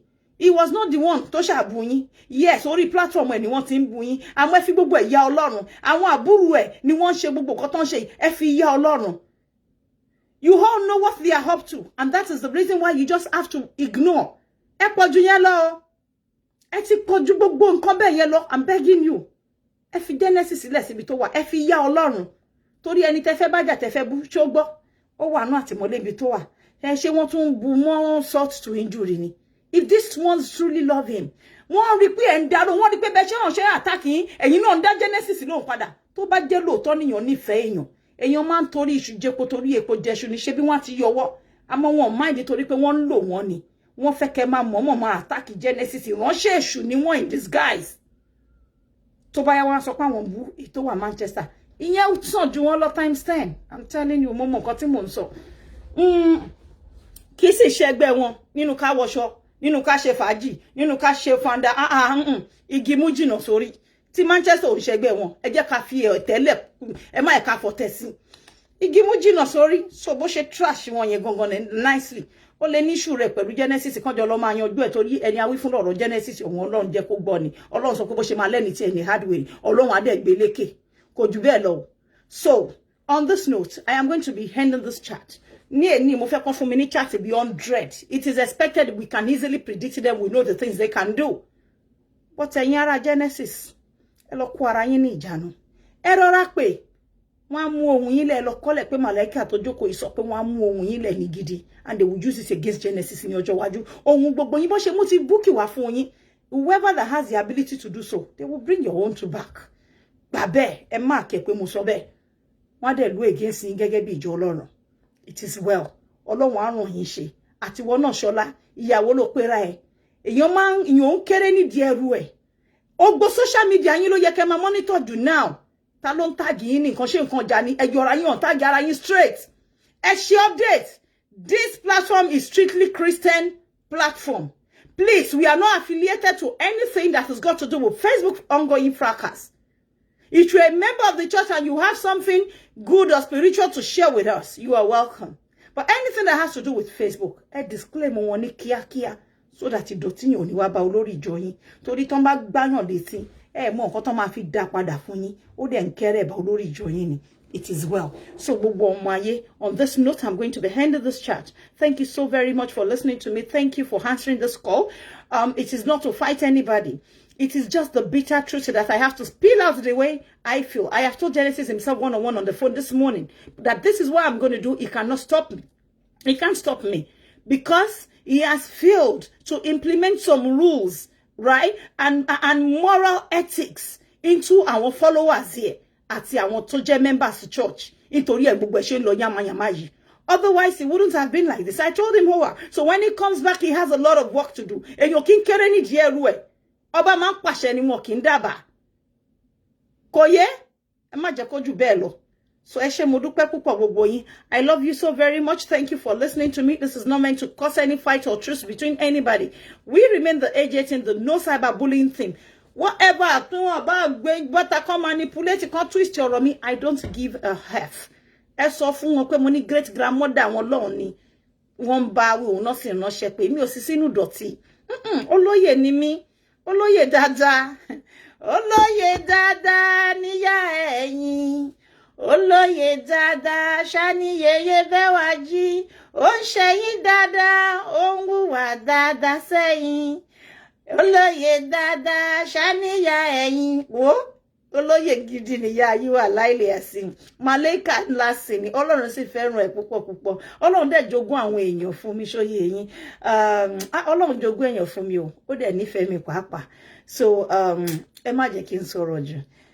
Àgbà tó bá lómi inú. Wọ́n ní kí pariwo. Èyí tí ò sí kankan nú ẹ̀ ní mo ń dún mọ̀ ní gbogbo ìgbà. Tèmi yé mi tí mo ṣe dákẹ́. Ànídí tí mo ṣe ń ṣe gbogbo ẹ̀yin ọmọ ayé jẹ́ gẹ̀gẹ̀gẹ̀.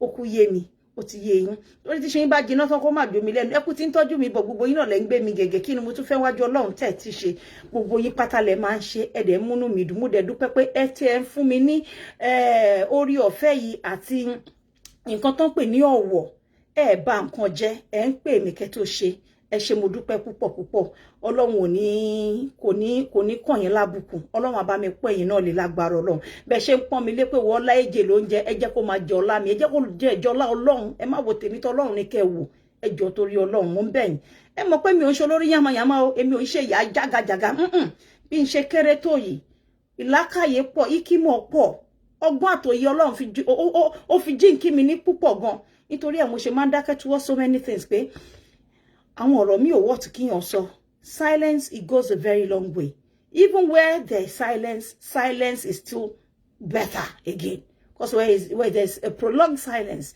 it's always still better for you to maintain the silence from your own hand as well kẹ́kọ̀ọ́ ohun tó máa jáde from the other silent side whereby the silence too was silence ṣé o pẹ́ extra silence ni mo tún sọ fún yín yẹn pé àní ṣì maintain báyìí sẹ́ do not say it's better pé kí ọ̀ṣẹ́ nu èèyàn báyìí ju kò wí jágán sí lọ Ọlọ́run á máa ṣàánú fún wa máa kọ́ wa mọ̀ ṣe lágbára Ọlọ́run thank you so very much for honouring me mi kò yẹ kí n pẹ́ tó ìtorí mo ní chat púpọ̀ ní wíìkì lágbára Ọlọ́run àwọn chat dáadáa ní that is that's got nothing to do with fracas torí Ọlọ́run just chat tara wa bọ́jà ṣe máa lọ tówó máa dé tí Ọlọ́run ò ní jẹun ìkísà tí mo ṣe dáadáa tẹ́ máa rí mi tínú mi adẹ́ máa lọ tí adẹ́ máa polówó ọjà so gbogbo yẹn rántí láti ṣe máa lọ sí Simlad cargos tí mo sọ fún yín the other time kẹ́ lọ máa bá wọn gbé ọjà kẹ́ lọ máa gbẹ́rù pẹ̀lú wọn láti Nàìjíríà so tí wọ́n máa ṣe show lọ́la àtún mention it thank you so very much everybody bóyá máa tẹ̀lé rẹ ráyè ẹ jẹ́ ń lọ sórun díẹ̀ ntọ́ bá wá ń pè mí ẹ sọ fún wọn pé ìyáyé ń jẹ́ sówó ń jẹ́ sọ́lá ń jẹ́ sálàáfíà mò ń sùn mò ń ọrùn ẹ rí tí mo ṣe look fresh láì tí wẹ̀ láì kún powder ó lékú ìjà ọ̀rẹ́ I love all of you too thank you abẹ́fẹ́ robot jọ torí Ọlọ́run yá mi ọmọ ní ẹ̀ èmi ní ọmọ o Ọlọ́run fi ẹ́ jìnkí mi o Ọlọ́run fi ẹ́ jìnkí mi jọ torí Ọlọ́run yá mi má ṣe bó ṣe tó má ṣe bó ṣe tó má ṣe bó ṣe tó ṣùgbọ́n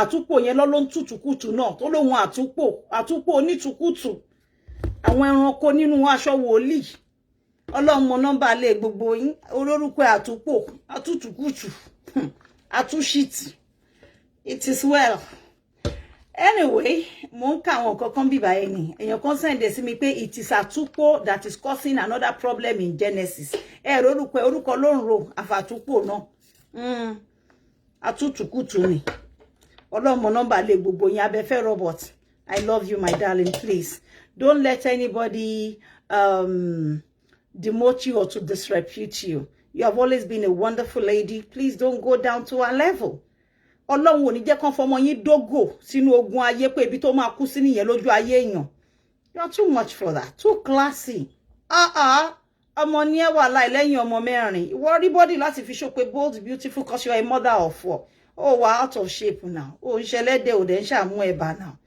ó ti yẹ ọmọ ni wọ́n tiẹ̀ ó dúró dédé ó dúró tán ẹ̀lẹ́ ní anytime láìkún powder èmi ìyá ẹ̀ lójọ́ ẹni bí nìyàn ń jọ so ọmọ ní ẹ̀ èmi fi ẹ̀yàn gan mo prouding pẹ̀lú ẹ̀ plenty Ọlọ́run abẹ́fẹ́ ọmọ rere làbẹ́fẹ́ lọ́ọ̀dẹ̀ mi o ọmọ rere làbẹ́fẹ́ lọ́ọ̀dọ̀ wa ẹ má nà abẹ́fẹ́ o ẹ má pa abẹ́fẹ́ ẹ jọ̀wọ́ ẹ má ṣe sọ̀rọ̀ abẹ́fẹ́ láàyè dá ọmọ rere làbẹ́fẹ́ ọmọ tíyàn máa fi ń tọrọ ọmọ ni ó kàwé dójú ẹ̀ ó rẹmọ lọ́rọ̀ àyọmọ mẹ́rin ó bold ó beautiful ó ní good skin kì í lára ó dẹ̀ ní manners very well comported at all time ara àwọn lovers Genesis ni ó ń dùn mí pé nísìn ẹ wá jẹ́ kó wá máa béèrè àwọn nǹkan question ló béèrè you cannot rob anybody of their right and opinion of course èmi fúnra mi lè challenge Genesis pé wá olùṣọ́ nǹkan báyìí lágbọ́n máa dá wa lò general public because you're a public person and you are into public service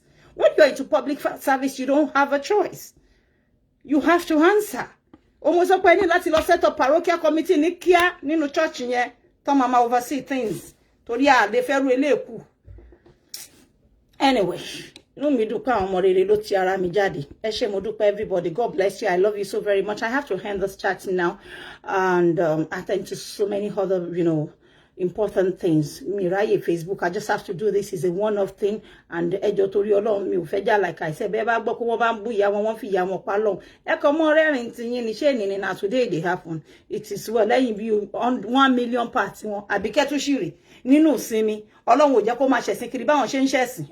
Ẹjọ́ Ọlọ́run fẹ́ràn èmi o. It is well. I love you guys. Continue to say no to cyberbullying and please stay on your peace lane. I love you guys. I gotta go now. Bye-bye, everybody. Emma love gown me. See, it's an old dress. I've told you. My dress is an old dress, so don't bother loving it. You can see the pattern. It is an old Ankara. It's just specially made for my killer body. Vini omo ya Jesu. See Vini ba sa mi lo Vini a sọ pé you hate this beautiful woman. Bínú ògo ni. Vini. Jẹ́ tún fi killer body yẹn wò. Nya sọ kan ni e fún wọn yo killer body náà ni. Ẹ roju ẹ mo roju èmi. Ọlọ́run ló ṣe ti yín bẹ́ẹ̀ ló ṣe tèmi náà.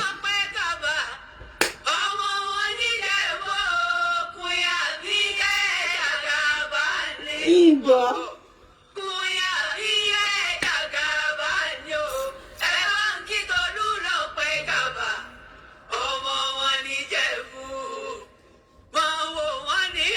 Owó náà ni mo dé.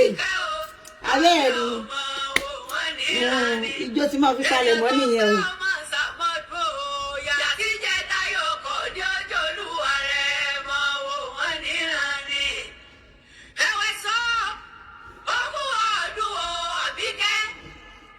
Anyway. Ọdún mi tún máa tó wọlé báyìí o. Gbogbo nǹkan ló ń bí wọ́n nú. Abike Ola ń bí wọ́n nú yeye Bewa di Ofituri one. Yes. Ẹ jẹ́ n pause ẹ bẹ́ẹ̀ yẹn gbogbo yín. Ẹ jẹ́ n fi yín lẹ̀ ká máa lọlé. Ẹ wo èèyàn kan náà orí level la ṣì wà o. Èèyàn tèmi di Genesis. Don't get me wrong. So when you fight him, it's like you are fighting me. I'm feeling the pain. Even though mi ò lè sọ̀rọ̀ mo mọ̀ pé iṣu ẹni ló ń tọwọ́ ẹni bepo. Well, it's hurting me when I see you do update for him. I want you guys to know that it hurts me. You know, at times you love someone with all of his flaws. You just love him with his flaws. You love her with her flaws. Just the same way you guys love me. You hear a lot of things about me and you still loving me over. If I over love you, don't worry. At times you don't know the reason why you love me. You just love my personality. There's just something striking about this person. So the same thing with this guy, Timomoko. Yes, he has made his mistakes and he's ready to redress them. And he will come back stronger because God needs him for something. He is created for that purpose. And if we allow him, he will live to fulfill that purpose. Let's not be part of the people that will kill him finally. People make mistakes. You and I are not perfect as well. I have